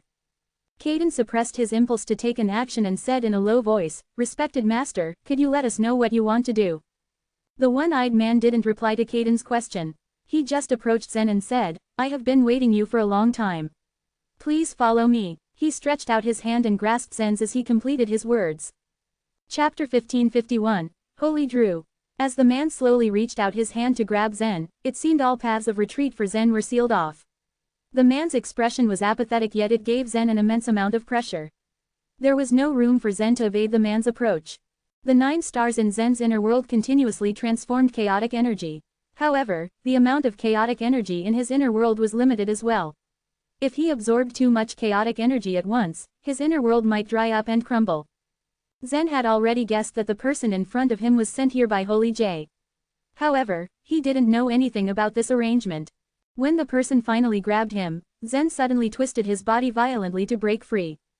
The person seized Zen's shoulder and was able to suppress Zen by sheer force. Frustration painted Zen's face as he remained a captive of the man. With the man's unparalleled strength, Zen was lifted above the man's shoulder. Whether it was brute strength or the mastery of techniques that used sheer force, Zen was far inferior to the person who captured him. With a fierce aura, the person strode forward and carried Zen on one shoulder and the golden hammer on the other shoulder. He walked with a dignified and powerful atmosphere as if he couldn't be bothered by anything or anyone in his path. The others who saw how Zen was captured followed Zen and his captor. However, their existence was completely ignored by the one-eyed man. "Let me go," Zen shouted with a harsh tone. Although he was already seized by the man, it didn't mean that Zen couldn't resist. Zen immediately thought about how he could escape his captor. "I advise you to be obedient. It's useless to resist. Do you really think you can escape from me?" The one-eyed man asked coldly. His tone was calm, yet carried a somewhat heavy pressure. Concentration flowed through Zen as the chaotic energy surged out of his body. After that, a circle of light quietly appeared under the feet of the one-eyed man. Zen wanted to use Thunderbolt Annihilation, but the heavenly tribulation brewed above their heads for quite some time already, yet no thunderbolts appeared to strike the man. The one-eyed man let out an imperious laugh as he raised his head and gave a supercilious glance at Zen. "There is no heavenly tribulation within the divine refinement forbidden land. The Thunderbolt Annihilation naturally cannot be summoned. I already told you that all the struggle would be useless." Disappointment and shock painted Zen's face when he heard the one-eyed man's remark. The divine refinement forbidden land wasn't a complete universe. Some cultivation methods were indeed useless here. He remembered that the stellar body couldn't be used in this place, either. However, just as the one-eyed man finished his words, a stream of chaotic energy instantly turned into a bunch of extremely beautiful ice flowers. This was the ice soul flame that Zen comprehended not long ago. Beautiful ice flowers danced in the air and floated toward the one-eyed man. The one-eyed man readied himself to defend, but the ice flowers immediately released powerful cold air. The one-eyed man ran at an extremely fast speed. However, the moment the ice soul flame appeared, his speed decreased drastically as if he had sunk into quicksand. "Ice soul flame," said the one-eyed man with a curious expression on his face. The one-eyed man was surprised that Zen was able to master the Thurgy of Holy J. The power of the ice soul flame that was activated with chaotic energy was not something to be underestimated. The one-eyed man had been careless and the cold flame poison from the ice soul flame invaded his body. At this moment, it was extremely difficult for him to move. However, Zen's cultivation was still comparatively too low. If Zen used this technique on a martial artist of the same level as him, or even a spirit transformation realm warrior or a world lord, the effect would naturally be extraordinary. Regretfully, at Zen's current level of cultivation, an attack like this couldn't do any harm to the one-eyed man. A circle of light flashed through the one-eyed man's body as waves of water vapor were forced to exit his physique. After a while, the previously sluggish body of the one-eyed man returned to normal. At that moment, even if Zen used the ice soul flame once more, the cold flame poison in the flame wouldn't be able to enter the one-eyed man's body. However, the one-eyed man didn't want Zen to cause any more trouble or delay. It didn't take him much concentration to condense a faint circle of light as he immediately struck it towards Zen's abdomen. After the one-eyed man removed his hand, a spider condensed by light was seen left on Zen's abdomen. The spider was very lifelike. Its 8 legs extended out of its body as it lay on Zen's stomach. Then, the spider's legs easily pierced through Zen's lower abdomen and wrapped around Zen's cinnabar field. Zen instantly felt as if his connection with his inner world was severed. "Relax, it's only a sealing technique. Your inner world should be similar to the universe built by a holy being, and it has the cross-world theurgy. I temporarily modified this technique. However, I advise you not to make any move. If it actually cuts your connection with your inner world, I will feel very guilty, the one-eyed man said blandly. Without the ability to use his inner world, Zen had no choice but to obey the one-eyed man. Aside from his superior strength and technique, the one-eyed man also understood Zen very well. He was even aware that Zen's inner world was different from that of an ordinary warrior.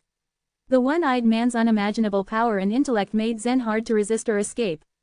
However, Zen felt relieved even though he was captured. Although the one-eyed man didn't look like a good person, he did not murder anyone when he captured Zen. Additionally, he knew Zen very well and even Zen's inner world construction. Zen guessed that the one-eyed man might be someone under the employ of Holy J. However, he still couldn't figure out what his purpose of abducting him was. Follow him. Don't let him escape from our field of vision. Caden and the rest were still in pursuit. Frustration colored their expression as they knew that they were no match for Zen's captor. All they could do was follow Zen and his captor from afar. No one decided to get close and charge at the one-eyed man because they concluded that it would just mean instant death. The two ladies of the Han clan led the warriors of the Han clan as they also followed at the back of the group. With a confused tone, Laquisha narrowed her eyes and said, "Elena, why do I feel like this person looks somewhat familiar?" Elena looked at Laoisha but she shook her head and replied, "I don't know this person." "Kenan, what do you think? Do you recognize him?" Laquisha asked again as she shifted her gaze towards Kenan. Kenan and other world lords shook their heads simultaneously. These world lords didn't have a high status in the Han clan. In fact, if Laquisha cultivated in the divine land, her guards would definitely be true gods, and the world lords were not qualified to fulfill such a job. However, since there was no way for a true god to enter the divine refinement forbidden land, the Han clan could only send world lords to act as her guards. With their low status in the house, these world lords even rarely had the chance to see the Holy Emperor, and it was less likely for them to see any of the top figures. "Your Highness, I'm sorry but I don't know him." Kenan shook his head. Laquisha frowned and thought for a moment before she spoke calmly. 6 years ago, after the Great Council meeting of the Hall of Holy Beings, they picked the sprouts of the Ray trees. Father once invited all the holy beings to a banquet. I seem to have seen this person at the banquet. What? The expressions of Kenan and other world lords changed drastically. They listened intently for more information about the abductor. To be able to be personally entertained by the Holy Emperor, the abductor must be a holy being. At the very least, he would be a top-rank true god that was only second to a holy being. It suddenly made sense why that person was very powerful. If my memory serves me correctly, this person should be Holy Drew, Laquisha continued. Her voice was still calm but filled with caution. Ah, are you serious? Many of the world lords were shocked as they heard Laquisha's revelation. That's impossible. Holy Drew is an extremely eccentric person. How could a person like him personally appear here in the divine refinement forbidden land? Back then, even the Holy Emperor hasn't managed to ask his help. But the rumors have it that Holy Drew refined one of his eyes into a supreme chaotic weapon, also known as the Devil's Eye. The Holy Drew indeed has only one eye. He is the same as the abductor. Even if the world lords might not have the qualifications to see these top-level warriors, it didn't mean that they hadn't heard of them. In fact, the legends of every holy being were widespread in the divine land. Their tales were known by warriors of different cultivation levels. Among these legendary tales, many referred to or included Holy Drew. The legend of Holy Drew said that he started only as an ordinary weapon refiner. Although he had a bit of fame in the divine land, his cultivation only made him a low-rank true god and could even be considered an insignificant one. At that time, weapon refiners only acknowledged orthodox methods. However, Holy Drew's temperament and personality were eccentric. Due to his unorthodox lifestyle and techniques, he was expelled from the weapon refining sect he belonged to. Holy Drew failed to achieve anything extraordinary in the path of a blacksmith in refining supreme primordial weapons. Fortunately, weapon refiners were a popular profession no matter where they went.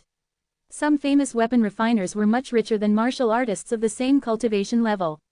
They could live a well-off life if they relied on their own skills. However, Holy Drew still held a grudge over his expulsion from his sect. His frustrations had built up because he hadn't made any big breakthroughs in the refinement of supreme primordial weapons. Then, he set his sights on the applications of chaotic energy. He knew there was chaotic energy at the edge of the divine land. However, the chaotic energy was similar to a highly toxic poison for martial artists. Their cinnabar fields would be corrupted and wouldn't hold the energy. Then, Holy Drew came up with an idea: what would happen if chaotic energy was sealed into weapons? In fact, many weapon refiners already came up with the concept of a supreme chaotic weapon. However, none had tried yet to put the idea into action. After Holy Drew came up with his hypothesis, he embarked on a journey to test it out without any delay.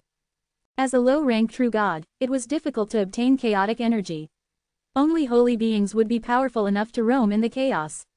However, this did not mean that there was no chaotic energy available in the divine land. There was the ray wood in the east, the sunrest wood in the west, the lofty wood in the north, and the hidden wood in the south. The roots of these 4 divine trees were all buried at the edge of the divine land. The roots of these divine trees stretched for hundreds of millions of miles, reached the periphery of the divine land, deep into the chaos, and continuously absorbed the chaotic energy in the chaos. Holy Drew had visited all the 4 divine trees before, and in the end, he had paid a considerable price. Despite the near depletion of all of his wealth, he finally obtained chaotic energy from the hidden wood in the south. The gathered chaotic energy was then being refined into the weapons according to Holy Drew's hypothesis. However, his first attempt ended up as a miserable failure. Chapter 1552, Refine. News of Holy Drew's failure spread throughout the divine land back then. Many weapon refiners mocked him and thought that he had truly been too naive. The primordial energy-based weapon refining method had been passed down for generations and was the orthodox method for all weapon refiners in the entire divine land.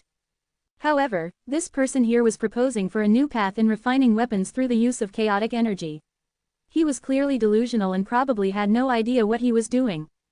Holy Drew's first failure cost him his entire wealth. Holy Drew had been depressed for a long time after his first failure. There was an established social structure for the divine land. All weapon refiners were required to register in the Weapon Refining Association to get their exclusive tokens and be allowed to sell and auction their wares. However, Holy Drew had already been expelled from the weapon refining sect he was in, which meant he couldn't sell the weapons he had secretly refined. The only choice he had was to trade them in black market auctions at a low price. Since his situation was like this, then Holy Drew would have to spend an extremely long time accumulating his wealth in order to get enough chaotic energy. Still, he did not give up. Given his endless lifespan, then time wasn't that much of an issue. As he accumulated his wealth, his long life ensured him of multiple chances of getting things right. However, he did not expect such a chance to come so quickly in the form of Holy Bromley of the divine land. That time, Bromley and Mike had already started exploring the chaos. The story of this young weapon refiner unintentionally made its way to them and caught their interest. In the end, the two of them sought Holy Drew out and offered to provide him with chaotic energy. Their words extremely moved Holy Drew. He was determined to forge a supreme chaotic weapon even if it took him 100 years to do so. He had no idea just how long he would have to save up in order to achieve his goals, and there was no guarantee that he would succeed. Of course, he could still try again and again. However, that would take him an extremely long time. Success wasn't that easy. He failed a total of 76 times before he successfully refined his first supreme chaotic weapon. Bromley studied chaos deeply and he was sure that the chaotic energy could be utilized in forging a weapon. Primordial energy could be considered similar to life vitality, but chaotic energy was somewhat a bit different. It exceeded this level of life vitality and was the source of all things. Nonetheless, it could still very much be used to refine a supreme chaotic weapon. On his 77th attempt, Holy Drew finally refined his first supreme chaotic weapon. The appearance of this supreme chaotic weapon shocked the entire divine land. At first, the Weapon Refining Association refused to acknowledge its existence.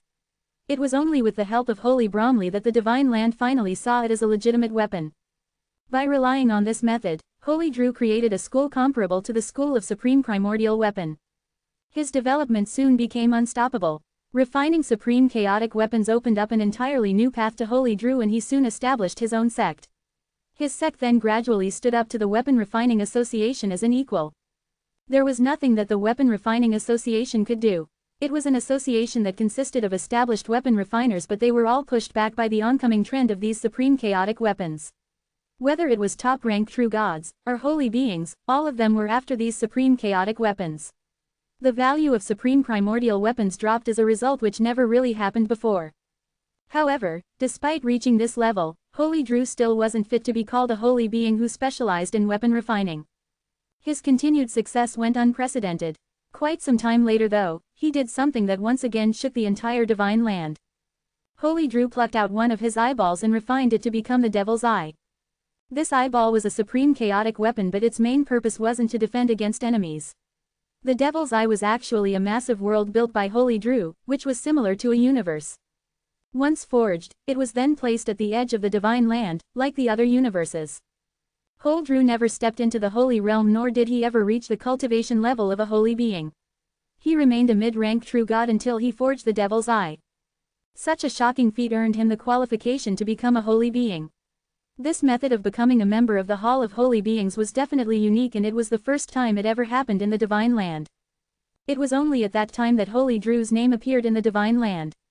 He was probably the first and last person to be able to become a holy being as a weapon refiner. Holy J undoubtedly paid a huge price just to get Holy Drew to come here. The latter came most probably because he placed a high value on old friendships. Holy Drew might not be able to help Mike fight against the Hall of Holy Beings, but he could help Zen to the best of his abilities.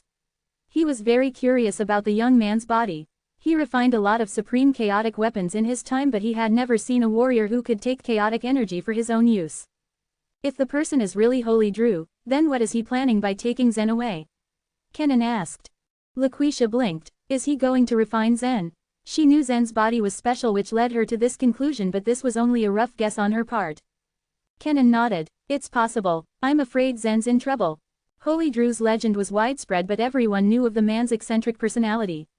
It wouldn't surprise them if he did decide to refine Zen himself. However, in fact he would help the young man refine his body, and not in the way they thought. They sounded similar but were actually quite completely different cases.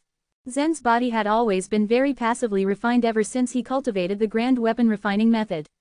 He was able to use the primordial energy for refinement with the help of the Red Dragon. However, the Red Dragon wasn't a weapon refiner himself, and the Cyan Dragon was also not proficient in body refining. This time, Holy Drew himself personally took action since he wanted to carry out a complete weapon refining process for Zen's body.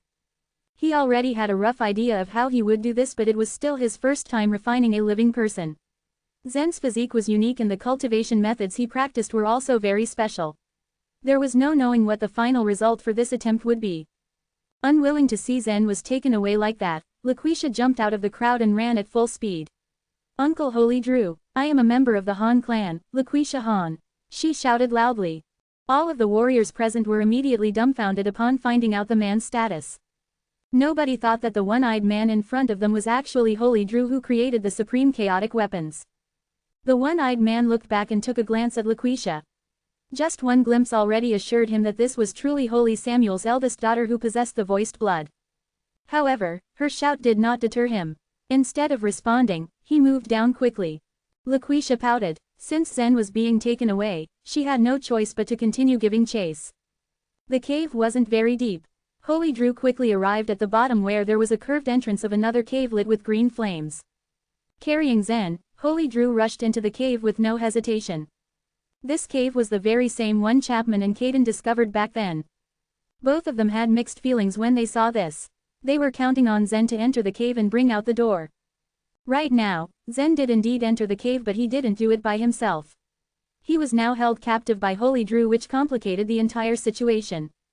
Boom! There was a loud, booming noise as Chapman smashed his fist on the wall. He had traveled a long way to bring Zen to the destination, but something as ridiculous as this happened. Now all they could do was stand there helplessly. The cave was illuminated and filled with green flames. The one-eyed man brought Zen in and tossed him to the ground. Zen quickly rolled over and stood up. He couldn't help but glare at the one-eyed man. The green flames burned him, and his body was already glowing golden as he began to frantically absorb the green flames. What are you trying to do? Zen asked coldly. However, the one-eyed man did not answer. He simply moved his body and swung the golden hammer towards Zen's chest. It happened so fast that Zen was unable to react on time. Before he even knew what was happening, the golden hammer already hit him on the chest. There was a muffled sound as an extremely great power spread out from the golden hammer and entered Zen's body. Fortunately, despite being hit with such strong force, it was distributed quite evenly and penetrated into every part of Zen's body. Even so, Zen still felt as if he'd been struck by lightning and all his internal organs had been displaced. Chapter 1553, Withstand. If the power of the hammer hadn't been evenly spread throughout Zen's body, it would have probably split him into two. But this power wasn't meant to take Zen's life. At this moment, Holy Drew's soul eye narrowed in intense concentration. There was a trace of crazy absorption in his orb. From his perspective, Zen was no longer a living person, he was a weapon waiting to be forged. After turning into a holy being, Holy Drew's refining skill had already reached its peak. The skills of weapon refiners naturally varied greatly from each other, depending on the degree of control over their strength. No ores nor any other substance could withstand the refinement of preternatural flames regardless of their solidity. For instance, the magic golden stone was a good kind of material for divine weapons because of its tenacity. But after being heated by some special types of flames, the ore's properties could change, turning delicate and fragile. Possibly, a whole piece of the magic golden stone could be rendered useless if the refinement was even slightly more powerful. Therefore, weapon refiners' skills were extremely important here. The grading standards for a weapon refiner's skill in the Divine Land were mainly based on half consummation and full consummation. Half consummation was when the refiner's power could spread evenly throughout the material, it was relatively easy to grasp. Most practiced weapon refiners in the Divine Land had already reached this level of skill. But those who could do full consummation were rare in the Divine Land. The skills of full consummation required not only a precise control over their strength but also the ability to keep a certain level of strength. The 3 strikes Holy Drew had launched with his hammer had almost shaken the entire Divine Refinement Forbidden Land. If someone else had used the same level of strength, they'd have probably smashed a huge hole, thousands of miles deep. But Holy Drew had the skill. Because the power of his strike was evenly distributed throughout the entire ground of the Divine Refinement Forbidden Land, Holy Drew's strikes were precise. The skill he used was excellent enough to be evaluated as full consummation. Although the strike was truly powerful, Zen's body could easily withstand it when it was evenly spread. But to Zen, it was like a pot of boiling lava was being poured into his body. The burning feeling didn't come from the burning of the green flame but from the primordial energy inside his body. Arms, legs, belly, heart, brain. Form every pore, every vein, and every crack in his bones, a massive amount of primordial energy surged ceaselessly. His body was like a dam that had its gates opened. The great amount of primordial energy began rushing within his body at an unprecedented speed. Small amounts of primordial energy could often alleviate Zen's pain, making beatings tolerable to the point of him even being comfortable with them. But when there was too much primordial energy, it was anything but pleasant. With such a great amount of primordial energy gathering in Zen's body, he felt an intense burning sensation, an aching and numbing pain. But Holy Drew still seemed unsatisfied with the amount of primordial energy. With this strike of his hammer, Zen was sent flying into the air. But before Zen fell to the ground, Holy Drew's second strike came and hit Zen right on the head. Clang! The large golden hammer smashed down on Zen's head and it rang with a sharp sound. With Holy Drew's skills of full consummation, smashing his hammer on Zen's head was no different from smashing Zen's finger. He had distributed his power evenly all over Zen's body, it didn't matter where his hammer landed. All that mattered was that he had no intention of letting Zen go. When the second strike smashed down, Zen shot up into the sky like a cannon. He continued flying until he crashed into the ceiling of the cave before falling down once again. Again, the weapon refiner exclaimed. Then came the third strike. The power of each strike was very even as it activated the primordial energy within Zen's body. By the time of the fourth strike, the primordial energy had already filled every corner of Zen's body. If anyone watched Zen closely, they'd see how his body began swelling up like a balloon. His originally thin face was now swollen as though he had received a terrible beating, his cheeks bulged out like those of a fat pig. "It's painful," he groaned. The primordial energy was also a kind of power as strong as it could be. Now that a massive amount of primordial energy had been squeezed into Zen's body without a way to get out, it caused him great pain. The sensation grew more and more unbearable. The fifth strike. As Holy Drew refined Zen's body, he paid close attention to the boy. Although he would have liked to regard Zen as a weapon, he still had to consider his particularity. Zen was still a living man, after all, which was far different from a lifeless piece of refined iron. Iron was dense without any empty space inside. Zen, however, had all his organs, bones, and cavities within his body. If the weapon refiner refined his body the same way he dealt with normal metal, Zen's body would explode. It was because Holy J had promised him a reward that Holy Drew came. This boy was his old friend's son, after all. Even if he seemed indifferent in front of Zen, he made sure to refine his body with great caution. After 5 strikes, Holy Drew suddenly dropped his hammer. He stretched out his hand and turned it over gently. Then, his hand flashed with the power of space law. After the light disappeared, a golden wine jug appeared in his hand. He then tilted the lip of the jug toward Zen, pouring a mysterious liquid down onto Zen's body. There was a hissing noise as it flowed out, the same sound of water pouring onto a piece of heated iron. Whatever was in the wine jug was something extraordinary. Even though the place was ablaze with abnormal flames, the liquid wasn't affected in the slightest. Once it touched Zen's body, clouds of white mist rose in the air. As he lay quietly on the ground, Zen felt extremely weak. He felt as though his body was a ticking bomb that could explode at any moment. There was simply too much primordial energy flowing within his body, it was totally out of his control. Some of it even rushed right into his brain, clouding his mind. But just then, he suddenly felt a cool sensation. Like a parched man who happened upon an oasis in a desert, Zen couldn't help but gulp down as much water as he could. His body began to desperately absorb the mysterious liquid. Meanwhile, the primordial energy within his body began gathering at the parts of his body that had been poured over with the liquid. As the energy dissolved in the fluid, it fused with his muscles and bones completely. What is this? After regaining consciousness, Zen opened his eyes and took a look around, only to find the one-eyed man pointing a jug right at him.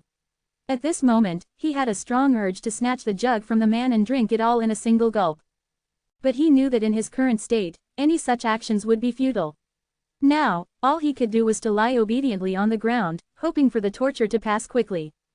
But unfortunately for him, the situation wasn't in his favor this time. A so-called divine weapon must always be forged 1,000 times. But Zen had only been hit by the golden hammer 5 times, it was just getting started. After Zen had absorbed the liquid completely, Holy Drew brandished the golden hammer in his hand and struck the ground next to Zen with it. Once again, Zen bounced up from the ground because of the impact. Thump, he couldn't help but let out a muffled grunt. Before he could even react, the primordial energy began flooding within his body like a torrent, flowing wildly through his limbs and bones. Bang, bang, bang, bang, Holy Drew's strikes were consecutive.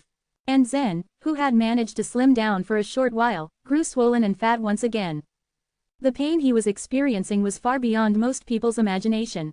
But no matter how much he suffered, it still couldn't compare to the pain Zen felt when he had been practicing the primal chaos technique, that was both physical and mental strain. At least his current pains only affected his body. Splash! Once again, Holy Drew pulled out the wine jug and poured the mysterious liquid onto Zen's body, triggering the rise of heavy white mist. As the refining process continued, Holy Drew gradually increased his number of strikes for every set. At first, it was 5 consecutive strikes a set. After 3 of those, he added another, and then another after 3 more sets. Time passed slowly for Zen as the refinement continued. The crowd outside the cave had been waiting for a long while. On the other side, Roche and Holy J stood together in silence as they watched Zen undergo his painful training. I think Zen is suffering too much. How long must the torture last? Roche asked. Rather flatly, Holy J replied, anyone who wants to achieve great things must withstand the pains that ordinary people cannot. All the holy beings in the divine land had experienced such pain and suffering. Holy J believed that Zen had to go through the same. Chapter 1554, A Transparent Godly Tile. Holy Drew was becoming more and more excited. His single eye shone brightly as he tried to understand what had happened to Zen. He ripped open his clothes, revealing his lean and taut body. He then grabbed the wine jug and swallowed a big gulp, before spraying it on Zen's body. In fact, even after arduously working for such a long time, he had only completed the first step of refining, which was tempering. Since Zen's physical body was a human-shaped weapon, there was no need to rework on his appearance. Of course, if Zen wanted to change his physical body into another shape, it would be as easy as lifting a finger for Holy Drew. The liquid in the wine jug was the most famous sunrest wood spring in the Divine Land. The 4 divine trees in the Divine Land all had their own unique characteristics. The Ray tree, which was located in the east, was full of vitality, towering at a height of 300 million feet. There were 13 races residing on the tree, and the most famous one was the butterfly race. When one entered the Ray tree, they could smell the fragrance of various types of flowers. It was refreshing and at the same time intoxicating. The lofty tree, which was in the north, looked like a bare wooden pole. It was taller than the Ray tree, with only one pillar soaring into the sky. The hidden tree, which was in the south, was comparatively shorter. It looked similar to a banyan tree, constantly expanding its roots. The branches of the tree extended in all directions like vines, and the area they covered was very extensive. The sunrise tree, which was in the west, was born at the edge of an endless sea. This tree was as high as the ray tree, and the only difference was that the huge trunk of the tree floated on the sea, looking like an island. The sunrise wood spring was located in the middle of the trunk. A pot of spring would be collected in every 100 years. The sunrise wood spring was considered like an elixir within the divine land. It could be used for medicinal purposes, and it was mostly loved and craved for by the numerous weapon refiners of the divine land. The sunrise wood spring contained rich life energy. At times, the inner world of some martial artists would be too weak. During such times, even if one constantly struck it with the thunder of life, it would be difficult for it to give birth to new life. But if one placed the sunrise wood spring within the inner world, it could easily do the job. For the people in the divine land, 100 years passed in just a blink of an eye. For true gods who had eternal lifespan, time was not an issue. However, there was always an insatiable demand for the sunrise wood spring. Hence it was not an easy task to obtain it. In order to ensure success at the current task, Holy Drew had not been stingy with his collection of the elixir and offered up an entire pot of sunrise wood spring. The golden hammer of Holy Drew smashed into Zen's body more than 1,000 times. All this while, Zen's body blazed with golden brilliance. The golden Sanskrit words were like a black hole, continuously devouring the surrounding green flames. However, Zen was in a completely numb state. He could only lie on the ground and watch as the one-eyed man used different methods to refine him. The sunrise wood spring in the wine jug was completely used up. Holy Drew casually threw away the wine jug and grabbed Zen's arm, pulling him up from the ground. His one eye was continuously observing Zen as he pinched his arm. "It's not enough," Holy Drew said, shaking his head. The tempering was a rather important step, and it was because of the repeated tempering and the cleansing of the primordial energy that Zen's body continued to grow stronger and stronger. However, this was only the first step. It was like laying the foundation for Zen. Judging from Holy Drew's expression, it was obvious that he was not too satisfied with this result. Standing on the spot, Holy Drew considered for a moment and then said with a faint smile, "You are an interesting challenge and I am definitely going to use everything in my power to refine you." As per his promise to Holy J, he only had to refine Zen's body thoroughly. However, during the process, Holy Drew's curiosity was aroused. Zen was just like a sword embryo filled with endless possibilities. Holy Drew wanted to refine a weapon that was worthy of his pride. In these past few years, he had indeed refined quite a few supreme chaotic weapons, and there was no lack of some unrivaled ones. Moreover, in the entire divine land, only he and his 2 personal disciples were capable of refining the supreme chaotic weapons. However, over the years, Holy Drew had lost his pursuit. Just like a martial artist's dream was to explore the world of martial arts, a weapon refiner also wished to explore further possibilities of refinement. The peak was not the end. This world was filled with infinite possibilities, just waiting to be explored. However, it was definitely a tough job to achieve a breakthrough in the world of weapon refining. Even the best supreme chaotic weapons built by Holy Drew had yet to fully display the power of chaotic energy. After all, Holy Drew's understanding of chaos was quite limited. But now the situation was different. From what Holy J had said, this little fellow lying in front of him had created his inner world using chaotic energy. From a certain point of view, Zen had already controlled a small part of the chaos, even though this part was only 1 in a billion of the chaos. But in the end, he had it under control. Once Zen became more familiar with the chaos, he would be able to unleash the chaotic energy to an unimaginable degree. Therefore, in the eyes of Holy Drew, Zen was an unfathomable sword embryo. What he would build was an unimaginable weapon, a weapon with endless possibilities. An entire pot of sunrise wood spring was poured onto Zen's body, but still the strength of his body did not meet the requirements set by Holy Drew. Zen was unable to use his strength, and his inner world had been sealed as well. He could only watch helplessly as Holy Drew tormented him. Zen also understood that the person in front was tempering him, but he was going through a lot of pain during the process of hammering and tempering. Holy Drew continued to ignore Zen and showed hesitation on his face. His eye flashed as he stood in deep thought for a long time. Finally, he laughed. "You're lucky." With that, he flicked his hand and a stone appeared. The stone was crystal clear and exuded a faint orange glow. It was quite eye-catching. Wow! Holy J, who was observing from outside the cave, had a strange expression on his face when he saw this stone. Soon, his lips curled up into a smile. Isn't this guy famous for being stingy? How come he is so generous this time? Holy J, what is that stone? Roche asked in confusion. Looking at Holy J's expression, he realized the stone must be quite extraordinary. That is a godly tile, said Holy J. A godly tile? Roche's eyes narrowed as he tried to figure the meaning. When one obtained a godly tile, they could become a true god. Holy beings did not allow true gods to enter the universes that they had created, but that did not mean that the godly tiles were rare. Godly tiles could be formed by the warriors themselves, or warriors could take away others' godly tiles. The divine land was a world full of true gods. Just a single godly tile was unable to make Holy J feel weird. Holy J could feel Roche's doubt, so he explained, godly tiles have one characteristic, and that is they are unbreakable. Although the lifespan of a true god is endless, many true gods have perished since ancient times. However, almost all of the godly tiles have been preserved. Even a holy being cannot casually destroy a single godly tile. Even holy beings are unable to destroy godly tiles. Roche was astonished at this revelation. Holy J nodded. After a long period of time, some of the godly tiles had already lost their divinity and turned into useless godly tiles. These useless godly tiles keep piling up like a mountain. However, what is astonishing is that even after an unimaginably long period of time, not a single godly tile has been damaged, whether those godly tiles came from a low-rank true god, a top-rank true god, or even a holy being. Roche nodded. He was not aware about the ability of these godly tiles. If godly tiles were refined into weapons, wouldn't that mean the weapons were unbreakable too? Holy J nodded in agreement, saying, there are people who use godly tiles as weapons.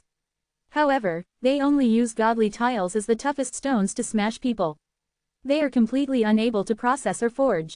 Then what is Holy Drew up to? Roche asked. Since the godly tile couldn't be damaged, what was going on with this transparent godly tile that Holy Drew had taken out? This godly tile is very special. Back then, when this object appeared, the holy beings were also fighting over it. In the end, it ended up in his hands. Who would have thought that he would be willing to take it out today? Holy J could not help but sigh at this confusing situation. Chapter 1555, Source of Godly Tile. According to Holy J, this godly tile had an extremely special history. It wasn't a complete one, strictly speaking, but was actually a fragment of an enormous godly tile. One day, a creature used the creating axe to split open the chaos. From then on, the divine land was formed and numerous creatures appeared and began to multiply in the divine land. Some became true gods, while some entered the holy realm and formed the universes. After countless divine eras, the divine land managed to develop on such a massive scale. The moment the creating axe split the divine land, 3,000 great ways were formed for countless creatures to comprehend. As culture evolved, these 3,000 great ways became the 3,000 godly ways. One part of them were widespread across the world, such as the truth godly way, which served to continuously improve laws in the divine land. This was essential since one of the fundamental elements of being a true god was proficiency in all of the laws. Some godly ways, the emotion-closing godly way, for example, were considered forbidden. Meanwhile, there were also some godly ways that each warrior could cultivate in divine land, such as the wishing spell that could be used to save one's life. There was also a multitude of lost ways that failed to be passed down to the next generation and became dust in the course of history. If 3,000 godly ways were practiced up to a perfect level, they could condense and form into various godly tiles. These godly tiles came in different shapes and had different abilities. Once condensed, a godly tile could never be shattered or broken. Even the godly tile of a low-rank true god could never be destroyed, not even under a holy being's most powerful attack. What these godly tiles truly were was still a disputed matter. There was no sure answer, but most of the debates centered on a key man. The key man was the one who brandished his creating axe and developed the divine land. The truth could be hidden as time flew, but traces would definitely still remain. The moment the divine land was opened, the creating axe was destroyed. Back then, the divine land was in a primitive state and there was no life anywhere. Who then wrote the legend of the creating axe? Who was the man that brandished the creating axe? In the center of the divine land was the boundless time sea. At the end of the time sea was a flat and massive plain. If one flew high enough, they'd be able to see the plain dotted with multiple cities and strongholds. These cities were the most prosperous places in the divine land and served as the location of the Hall of Holy Beings. The Hall of Holy Beings was like a bright pearl that emitted soft, bright rays. However, the most attractive ones were the great craters instead of the cities. These craters were all connected to each other and had a silhouette of a man. It was possible to distinguish the head, the belly, and the legs. This spot was the birthplace of the divine land and also where the creating axe disappeared along with its wielder. All that remained were these craters where the man used to lie. That was the generally accepted theory. Most people believed that the man had left the divine land, while others thought he had merged with the land itself. It was around the Middle Ages when the man left the divine land and vanished. At the later stage of the Middle Ages, two holy beings initiated a war that made this vast expanse of the plain heave. It was there that they found a prodigious godly tile in one of the craters. This godly tile was different than the others. It could adapt its own characteristics according to the holder's imagination. If its holder imagined it to be extremely strong, then it would become impregnable. If it was imagined to be supple, then it would become as soft as cotton. People then began to call it as the source of godly tile, wherein the godly tiles that were used to create 3,000 great ways could most probably be derived from. This godly tile could merge with all other tiles and reinforce a true god or a holy being to a great extent. It was an extremely precious treasure, and blood surely spilled just to obtain it in the whole divine land. It was originally only a war between two holy beings, but quickly escalated with every holy being getting involved. In the end, the prodigious godly tile was separated into countless small pieces and distributed among the holy beings. Some used their pieces for further study, others simply swallowed their pieces since that was the best way to improve themselves. Holy Drew was born after the war for that precious godly tile, so it was impossible for him to get one. Besides, even if he had been born earlier, there was still only a minuscule chance for him to have gotten a piece.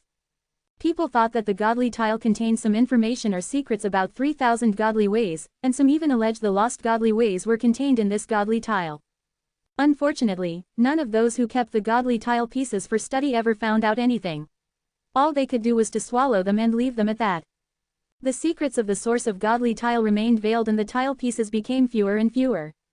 10,000 years ago, Holy Drew exchanged a top-level supreme chaotic weapon for a piece of the source of godly tile that once belonged to a holy being from the Hall of Holy Beings. However, he also wasn't able to unlock any secrets. The godly tile could also be refined into a weapon, but given the rarity of such a treasure, Holy Drew did not dare squander it arbitrarily. He seemed to be in a generous mood though, since he took out this precious source of godly tile here. He initially did not want to waste it in refining a weapon. Instead, he decided to save it for the right occasion. And today was that right occasion. Holy Drew knew that cultivating Zen was prerequisite at this stage. Holy Drew was a distinguished man in the divine land, but his relationship with the Weapon Refining Association wasn't really good. There was a provisional compromise between the two, but it didn't really address the root of the conflict. The Weapon Refining Association had long since demanded the method of supreme chaotic weapon refining from Holy Drew, but the latter chose to ignore this request and imparted the method only to his two disciples. Why should he give them the method when they all laughed at him during his struggle? The process of refining supreme chaotic weapons was born out of his blood, sweat, and tears. He worked hard for his current success, and there was no way he was going to hand it all over to them just like that. A few holy beings had vaguely mentioned this matter to him over the past 100 years. They all hoped that he would unveil the refining method in order to benefit the entirety of the whole divine land. It was quite a complicated position Holy Drew was in. Despite cultivating his eye into a small universe and being heralded as a member of the Hall of Holy Beings, Holy Drew still couldn't compete with the warriors who reached the Holy Realm. He didn't enter the Holy Realm, after all. There were still some considerable differences between his abilities and the powers of a holy being. The Hall of Holy Beings was always a united front. Its members had begged him for the publication of his method, since all of them felt extremely envious of the supreme chaotic weapons he refined. There might come a time when the Weapon Refining Association and the Hall of Holy Beings would band together to force him to reveal his secrets. Although these institutions preached about rules, virtue, and morality, Holy Drew knew they were also people who did anything for their own benefit. It was only Holy Mike who had the gall to resist the Hall of Holy Beings outright. Holy Drew, who was outwardly respectable, did not have any kind of solid foundation or strong relationship with other holy beings in Divine Land. Mike and Bromley also helped him out before. Mike was probably dying now. It was only after Holy J found him and informed him of Mike's plan that Holy Drew's mind changed. Chapter 1556, World-Devouring Beast. With his single eye closed shut, Holy Drew held the source of godly tile and entered a state of meditation. There were too many assumptions and conjectures regarding the source of godly tile. Up until then, no one had been able to discover the true secrets within. The only thing people knew it could do was transform itself into all sorts of shapes and sizes. Back then, a holy being had obtained a huge source of godly tile about the height of a person. That holy being turned the source of godly tile into a hard sphere. It had the solidity of a godly tile as its only advantage. And there were more treasures in the divine land apart from this.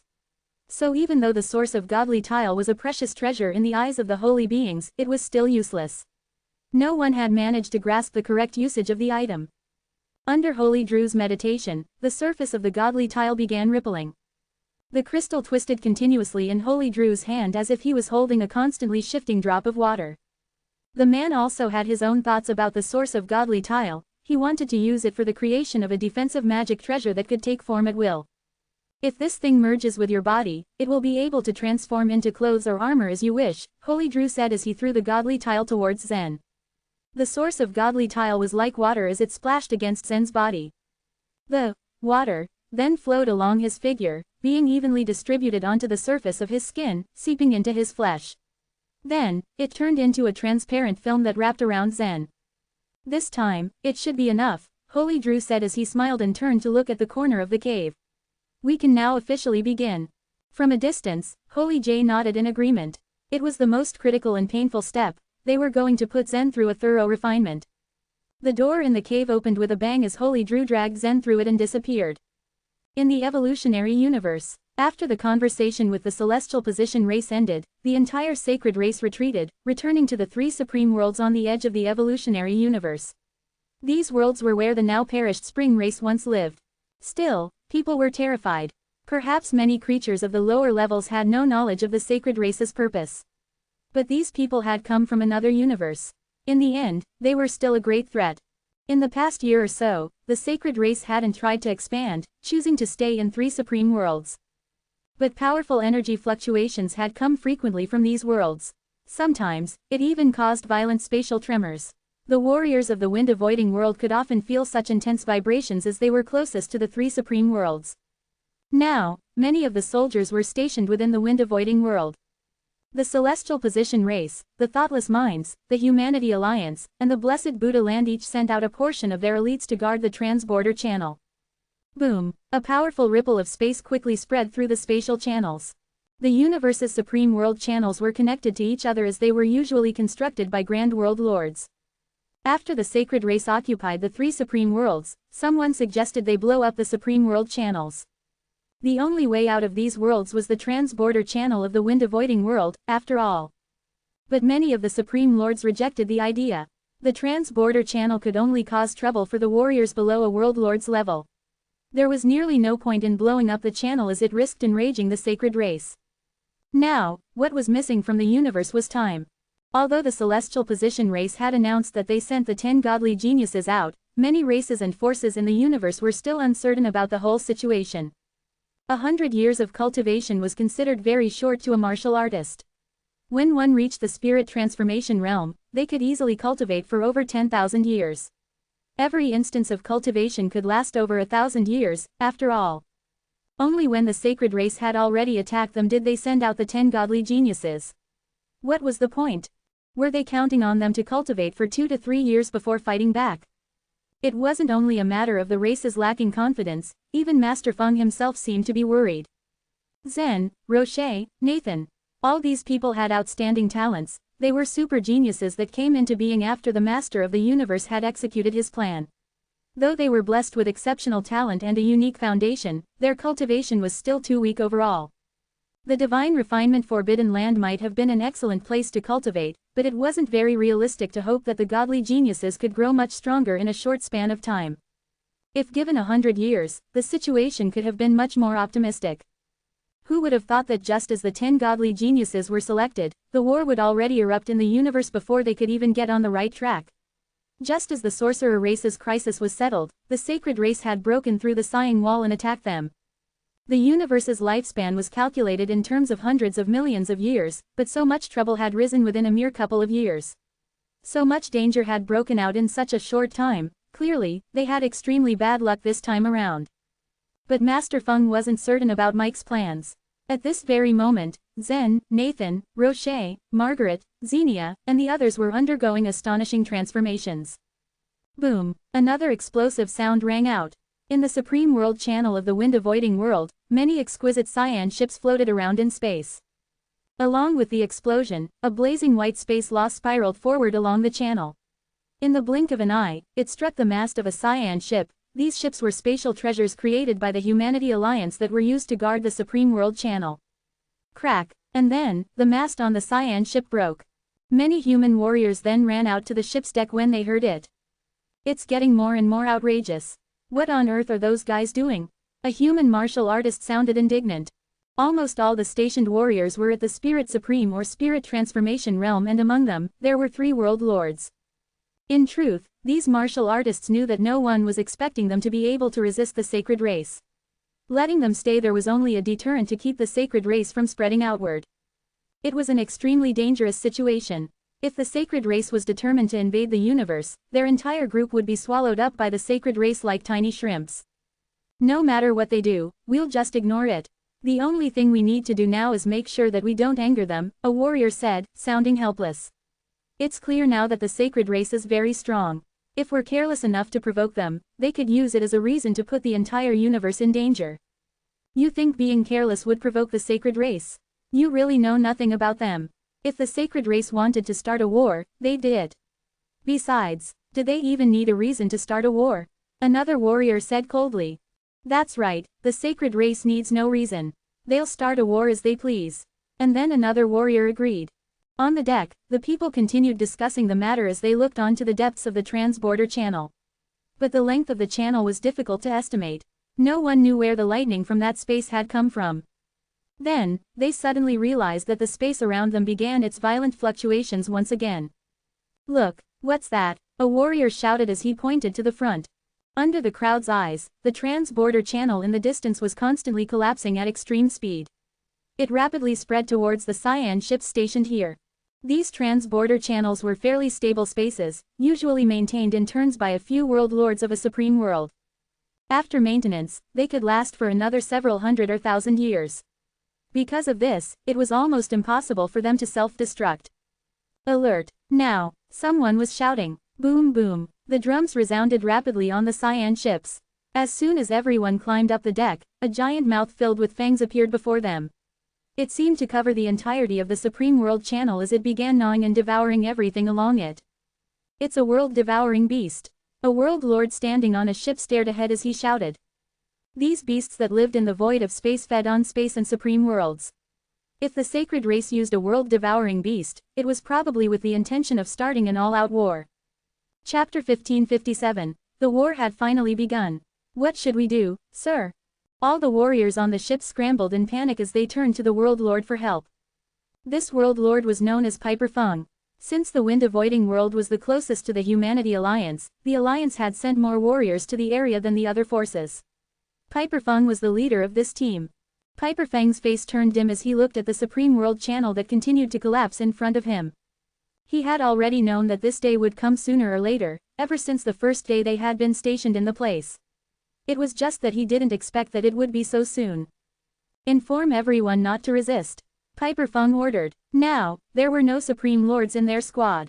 In fact, there were only 3 World Lords, and that already included Piper Fung. Fighting back would seem futile on their side as they were like mere ants that stood in the way of the sacred race. There was no point in resisting. Why, we'll fight them to the death. We're martial artists. Even if we die, we should die a worthy death. However, the warriors on the ships were no doubt truly brave. Many of them weren't afraid of death itself, but rather, of meaningless death. Instead of just sitting and waiting for their end, they thought it was better to die fighting. Crack, crack, crack. There were rupturing sounds as the space fell apart, and formed numerous vortexes. The turbulent flows within the vortexes whirled like hurricanes and spread out. The scene was like a myriad of fireworks on a summer night, but none of the martial artists present had the mood to enjoy it. At that moment, the warriors climbed up to the bows of the ships, their weapons drawn out as they stared straight ahead. All of them were on high alert and in constant vigilance. Just when the space collapsed in front of the ships and was about to suck the vessels into it, the world-devouring beast finally stopped. Only when it had closed its huge mouth with protruding fangs was everyone finally able to see the world-devouring beast's true appearance. Its bewitching red eyes stared at everyone, instilling fear in the minds of all the martial artists present. It wasn't long before a few figures appeared on the top of the world-devouring beast's head. Warriors from sacred race. The sacred race was extremely similar to human race. It was because humans and the other humanoid creatures were originally created based on the sacred race. However, the warriors in front of them could be considered as pseudo-sacred warriors. Of course, there were still many things that separated the real sacred warriors from their pseudo-counterparts, such as their pupil color, the differences in features, and the body structure. The sacred warriors present were all world lords. They emitted an aura of superiority as they stood tall on top of the world-devouring beast's head. You insects, it's time for you to submit. Kneel obediently on the ground and beg for mercy, and we can let your bodies remain whole. One of the sacred world lords said. On the other hand, Piper Feng looked calm. There was no trace of fear as he raised his head to look at his opponents. He quietly activated a roaring token, then said, "This wind-avoiding world belongs to our Humanity Alliance. You sacred race destroyed the Supreme World Channel. Do you want to start a war with our race?" The sacred race occupied 3 supreme worlds of the spring race. Yet for the past year, the human race and the sacred race did not have anything to do with each other. At the very least, neither side had ever offended each other openly. When a war broke out between the two, it was only fair for them to give a good reason for starting the war. There should be a justified reason for war, as the saying went. In an even large-scale war, both sides would clearly try their best to make up the reasons they started the war in the first place. It was just like a fight between 2 men, one of them would declare that he was the reasonable one and it was the other one who started the fight first, thus he was simply forced to fight back. In reality, however, the results of a war did not depend on whether either party stated their reasons or not. Besides, battles between races often didn't have any reasons. However, having the justified reason wouldn't just boost the morale of a race's martial artists, it could also suppress their opponents' determination. Piper Feng had spoken through the roaring token so that the entire universe could hear their situation, and it also served as a warning to all the other races. When Piper Feng's words had spread throughout the universe, the martial artists and the common people's opinions did not matter as fear crept into all of their minds and hearts. The war is about to start so soon. I knew that the sacred race bore ill intentions. Will these sacred warriors destroy the entire universe? Where can we escape to? The sacred race was like a guillotine that had been suspended over everyone's heads in the evolutionary universe. Now, the blade was finally about to fall. While all of them were clearly unwilling to accept it, there was nothing they could do. Suddenly, everyone was shocked as the world lord of the sacred race laughed and also used a roaring token. His roaring token was undeniably not from the sacred race's universe. They had stolen it from a great world. Because of their strength, it was far too easy for them to steal some roaring tokens. Moreover, it didn't help that there were also rebels in the evolutionary universe. Our sacred race protects all living beings in this world and we condemn killing the most, so why would we casually start a war? Isn't it too impolite for our friend from the Humanity Alliance to have said that? The world lord of the sacred race said in a friendly tone. However, his words clearly had an underlying meaning to it, and it wasn't good. Piper Feng's heart skipped a beat. If the world lord of the sacred race had made a move first, the situation would be easy to deal with. To him, the worst that would happen would be death. But the world lord of the sacred race suddenly spoke so politely. There must be some conspiracy he didn't know. Thus, he activated another roaring token once more and said, "Well, if you're being so polite, then why did you destroy the Supreme World Channel of our wind-avoiding world?" The world lord of the sacred race simply laughed, and the harrowing sound sent chills down Piper Feng's spine. Piper Feng's mind raced to think quickly. Just what were these sacred warriors trying to do? Just then, the world lord of the sacred race activated a roaring token again. At the same time, Piper Feng saw a martial artist suddenly jump out from the cyan ship. Then, the warrior shouted, "Kill all these sacred mongrels. Tear their bodies into pieces." Dang, Piper Feng froze. He was about to stop the warrior on the ship, but it was too late. The martial artist floated away. He was extremely quick and agile. He avoided Piper Feng's attack and directly rushed towards the world lord of the sacred race. However, the world lord of the sacred race just smiled coldly and said, "Your human race is far too unfriendly. Well, we have no choice now." When his voice died down, the sacred race finally fought back. Or rather, they finally chose to take action. It turned out that the human martial artist who had just shouted was actually a sacred race spy. They had played a small trick. Such tactic gave them the justified reason on their side. The sacred race could say that it wasn't a war that they had wanted, but it was the human race who wanted to kill them first. Thus, they had no choice but to take action. The countless living creatures in the evolutionary universe were naturally extremely angry at this moment.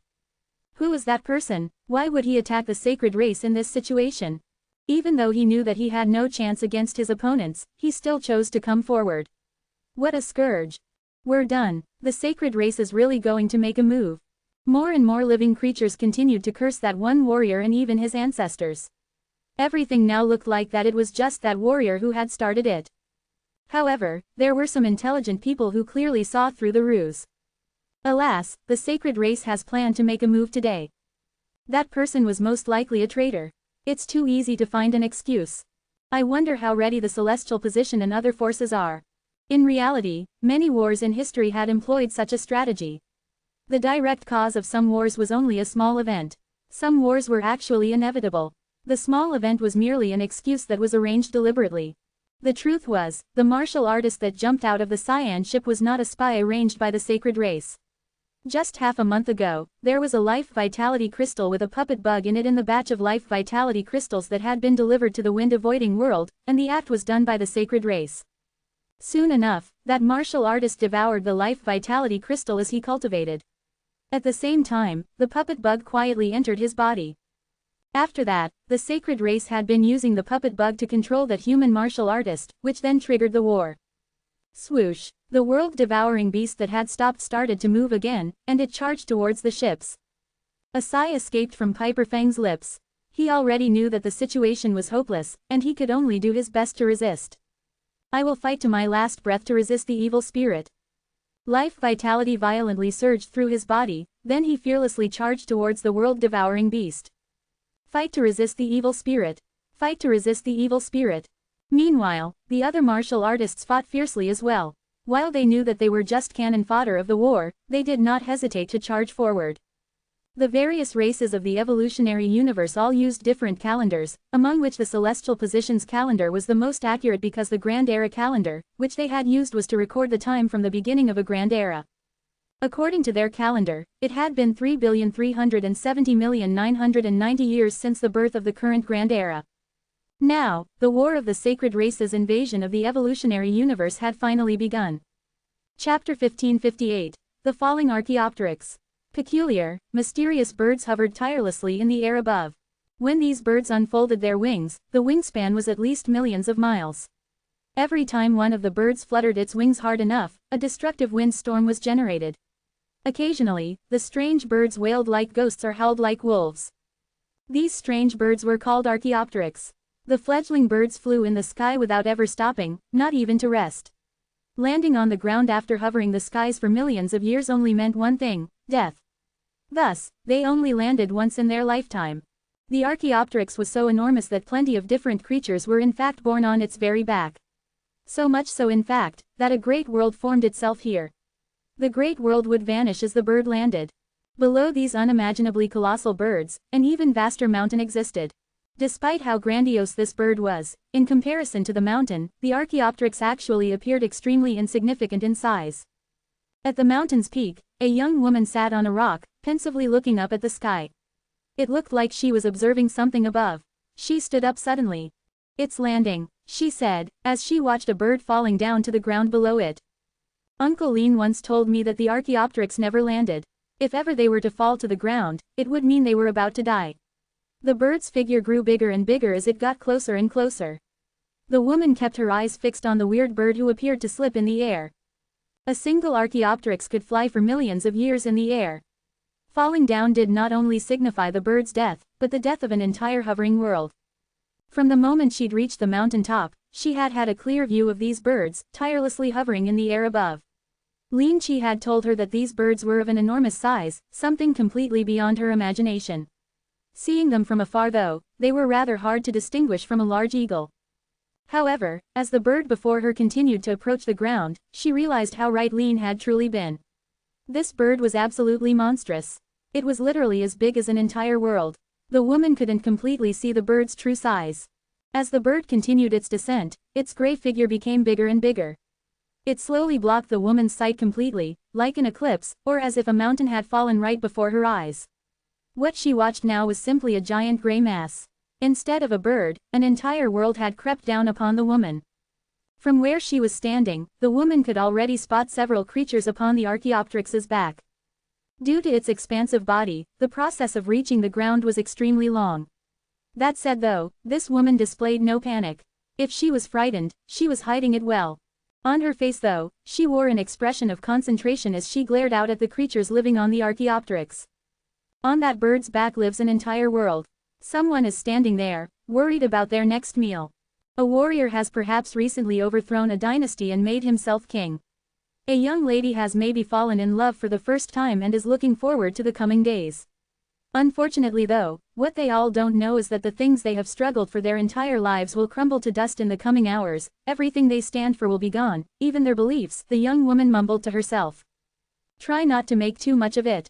These are the levels of their lives, said a young man who had suddenly appeared at the woman's side. These creatures, these lives are born on the Archaeopteryx's back. And to them, the Archaeopteryx is a higher level of life form. For anyone on a lower level, they will automatically place every hope on a high level of life form, leaving no room for resistance or choices. That's because their levels have decided their sights and destinies. Still though, the woman simply shook her head and said, "This is just unfair." Like all warriors of the universes and all creatures in the inner worlds of Soul Sea Realm, Spirit Supreme Realm, and Spirit Transformation Realm warriors, they had no idea which level they belonged to.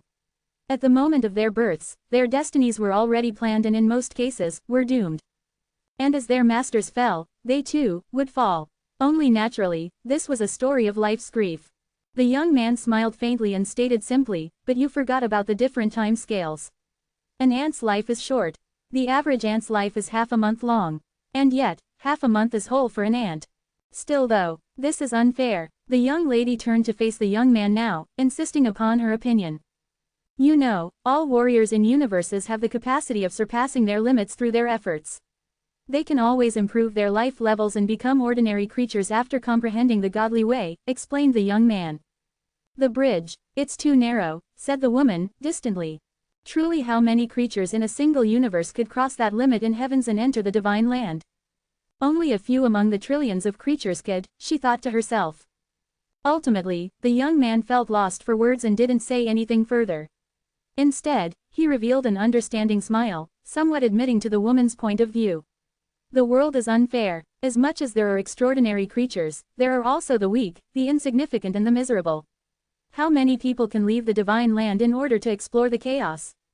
The young lady pressed her lips tightly together, forming a thin line, and nodded. "Let's go. Plenty of noises will begin to arise as the bird hits the ground," said the young man, grasping the woman's arm in an intent to leave. He didn't expect the young woman to shake her head. In negation, she said, "Uncle Lean, let's shift the bird's landing spot and have it fall at the mountain's base." The height of the mountain was indescribable. If one were to fall from its peak to the bottom, it would literally take an entire lifetime. So if they managed to change the bird's landing spot, then the creatures living on its back would survive for another tens of years at least. Lean simply shook his head, agreeing with her request. With a single wave of his hand, an invisible power pierced the sky. This power was so fierce and mighty that he shifted the enormous bird with ease, despite it being the size of an entire great world. In fact, doing so didn't require much energy from him at all. It was rather a piece of cake, one could say. Above their heads, they watched as the gigantic bird shifted directions thanks to the invisible power. It continued falling, but elsewhere now. Together, the woman and the man had ensured that the Archaeopteryx wouldn't fall on the mountain's peak. A relieved smile appeared on the woman's face as she looked out at the Archaeopteryx. In the least, she had helped the creatures of that world by giving them another tens of years to live. Although they were still doomed to die here, she felt a little better. Noticing the smile on her face, Lean revealed a hesitant expression. Their group had welcomed this angel-like woman with open arms and they truly loved her. And although he was aware of her melancholy and worry, she was usually good at hiding her emotions from them. After careful consideration, Lean said, "The Murphy universe is starting to attack the evolutionary universe." Hearing these words made the woman shiver slightly. She stared at Lean and asked, "Where's my brother?" "He has entered divine refinement forbidden land," Lean replied. The lady opened her mouth as if to say something, but chose to shut it again and keep her silence. What she had wanted to ask was why Lean hadn't brought Zen to the mountain, to the divine land. In a split second though, her father's situation came to her mind. If Murphy universe completely corroded evolutionary universe, her father would die. Only her brother could save her father, and that meant her brother couldn't leave the universe. From start to finish, Yan felt like a spectator on the sidelines, completely incapable of helping her brother. She knew her brother was constantly struggling and striving though. After bringing her to the mountain, Lin had explained the entire story. What Lin didn't know though, was that she actually preferred knowing nothing about this at all. The enormous Archaeopteryx had just skimmed over the mountain summit. A mighty current of air was generated as it fell down. The air flew toward them. Under the blow of this air current, a strong wind storm was generated, together with countless wind blades. "It's a bit cold," Yan said rather indifferently, as a gust of wind came straight at her. The wind blades looked like pale gold. The wind law in the wind blades was the 7th layer. And this was the divine land, not the universe. In other words, the law here was perfect and there was enough of it to attack a warrior who was at the Soul Sea realm, Spirit Supreme realm, and Spirit Transformation realm. She stretched out her hand and fiddled with the wind.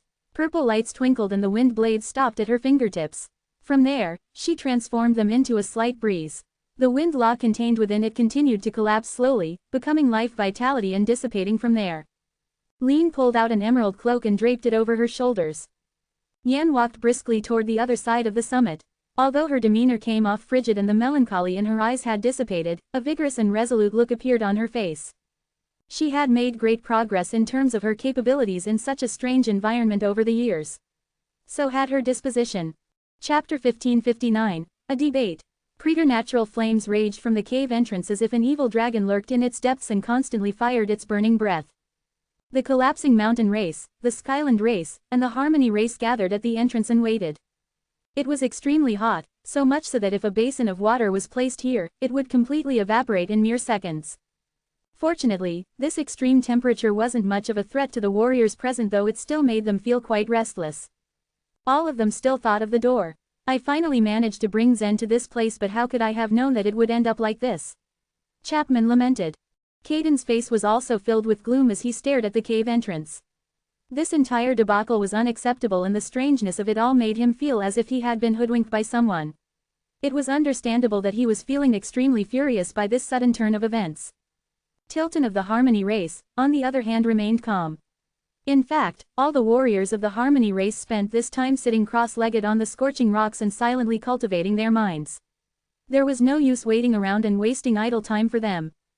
As for Laquisha, she couldn't really think of any solutions right now. She hadn't the slightest idea of what happened to Zen.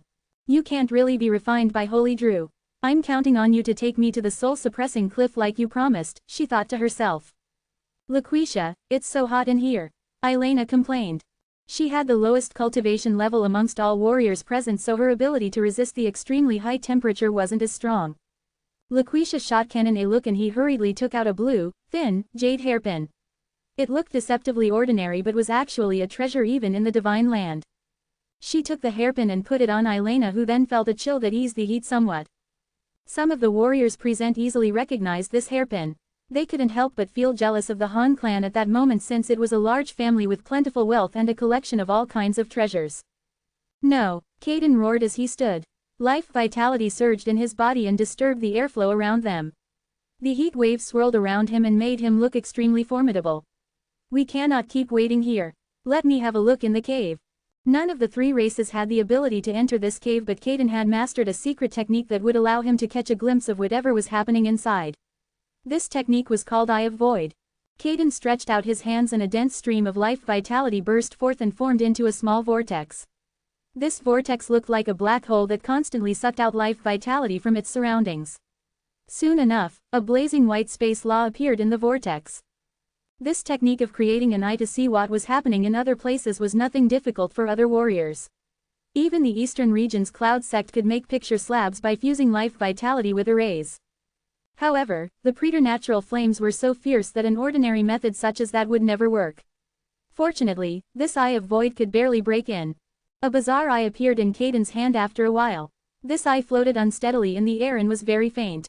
This was because it was constantly traveling back and forth in space. Crack! A blazing bolt of space law pierced into one of Caden's eyes. This connected the Eye of Void to his left eye, where it transmitted everything it saw. "Go!" With Caden's command, the Eye of Void entered into a layer of rock at the side. This Eye of Void could only last for a few seconds in the preternatural flames. Of course, he would not let it enter through the entrance of the cave. Instead, he made it enter through the rock. A moment later, all Caden could see were endless flames. This was exactly the same thing he saw last time. After a few seconds, cracks began to appear on the Eye of Void's surface under the burning of the flames. Door. This time, Caden saw the door in the depths of the cave. His right eye suddenly burst open, as if he had seen something unbelievable. Chapman and the others waited with bated breath.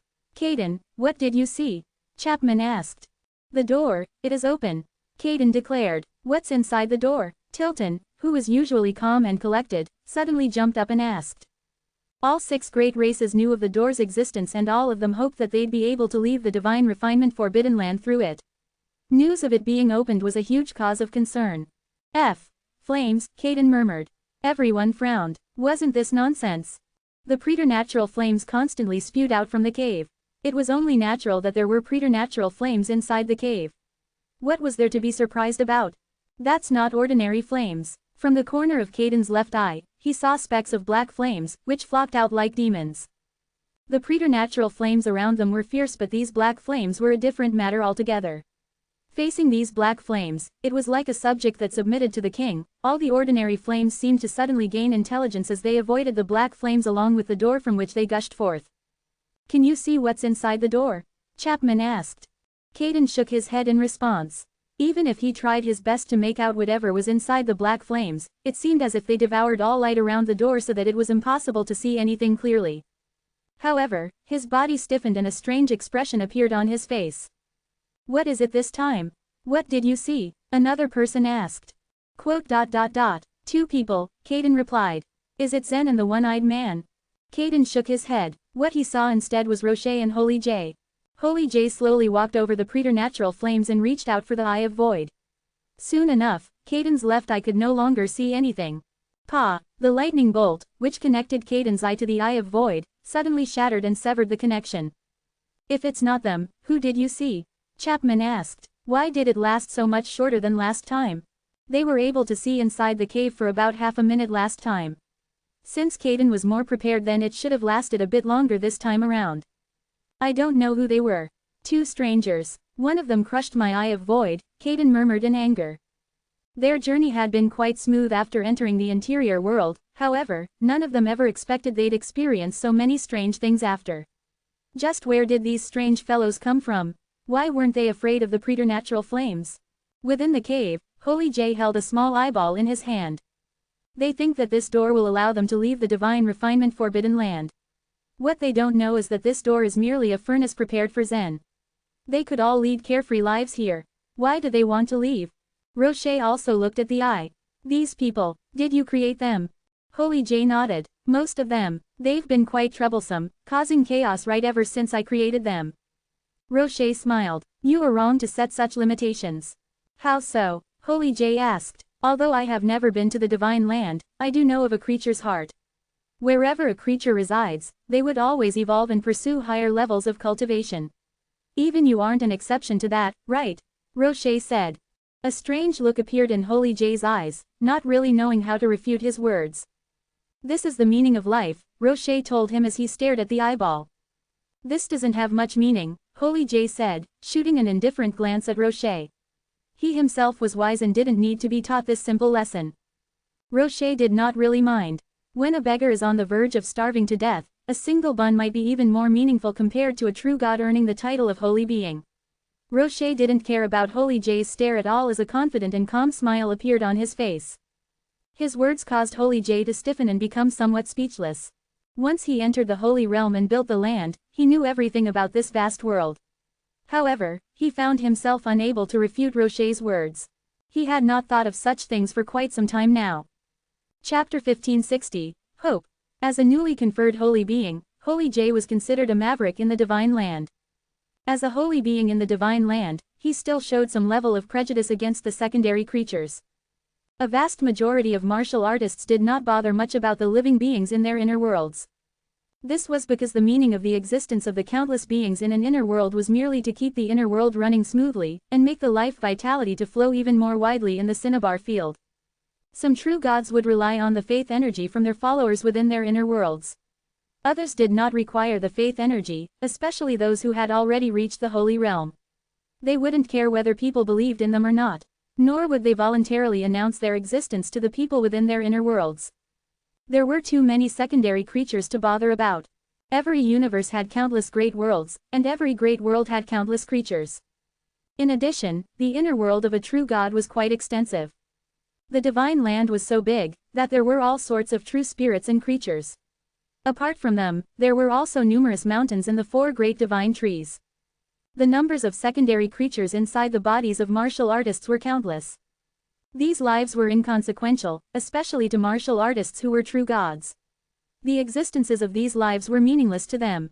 Who would care when the weeds in a forest grew or died? But among these weeds, there would occasionally be someone that would shine with an extraordinary brilliance. And they would be given ample attention by the martial artists. As for the other weeds, they were still just weeds. The existence of the divine land was permanent and stable. It was precisely because of this that the deities within it were tainted with divinity and lost their humanity. That's true, said Holy J with a faint smile. I have definitely forgotten how to revere the living beings, but you have forgotten how to revere me as well. For all said and done, he was still a holy being with a high status. Even a true god was not allowed to speak to him in such a manner. Although he did not mind Rocher's attitude, he did not appreciate the fact that Rocher had crossed the line. As the saying went, to be in the king's company is tantamount to living with a tiger. Even a mortal king could decide the fate of his subjects. The status of a holy being was comparatively higher. What he could rule over was a part of the divine land. If the people of the divine land were to find out that a secondary creature at the Spirit Supreme realm taught a holy being a lesson like that, they would be completely appalled. However, Rocher's expression remained unchanged as he said, "There is no need for me to revere you." Why? Holy J lost his temper and glared fiercely at Rocher. The intensity of his gaze suddenly made Rocher difficult to breathe. In truth, if he removed the protection shield over Rocher, in a split second he would be reduced to ashes in the preternatural flames. Because I am a daredevil, and will anyways die sooner or later. If a person knows of their end, and still remains obsequious, timid and hesitant, then they are really cowards, Rocher said calmly. Well said, Holy J said admiring at his courage. So then what do you plan to do? Rocher asked. Holy J smiled. Follow me. Soon, Holy J brought Rocher at the entrance of the cave. It was next to impossible to change the decision of a holy being. If a word from an emperor weighed 9 tripods, then a word from a holy being weighed 9 worlds. But Rocher had changed some of the stubborn thoughts of Holy J through his words. While at the same time, he had also changed the fate of some people. Chapman and the others were waiting at the entrance of the cave. The Eye of Void had consumed much of Caden's life vitality. At this moment, Caden planned to use this secret technique again.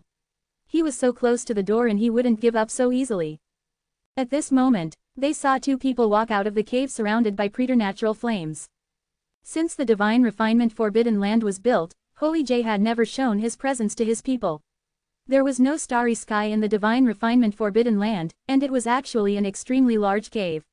The entire place was narrower than the universe, because of which the inhabitants of the Divine Refinement Forbidden Land seemed to be lacking in imagination. In their history and legends, there were no stories about gods.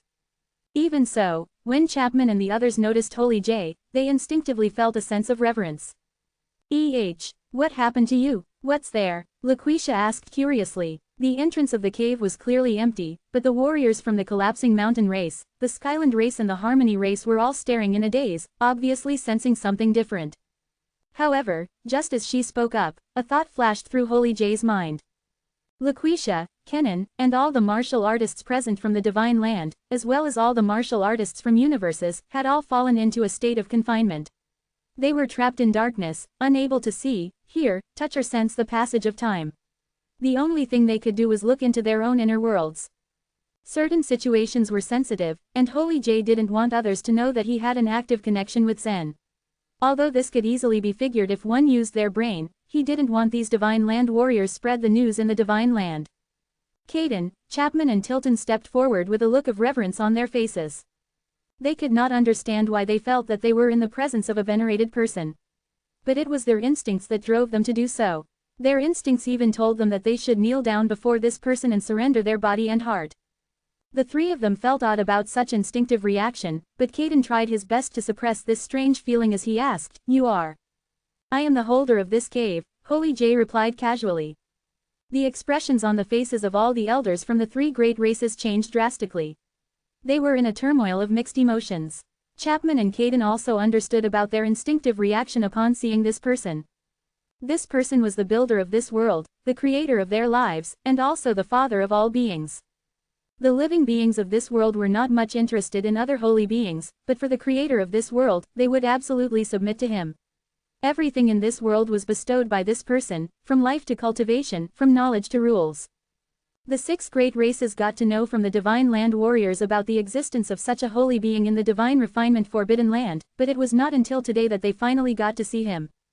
After they were all appalled for a moment, they began to feel incomparably excited. You really are our creator.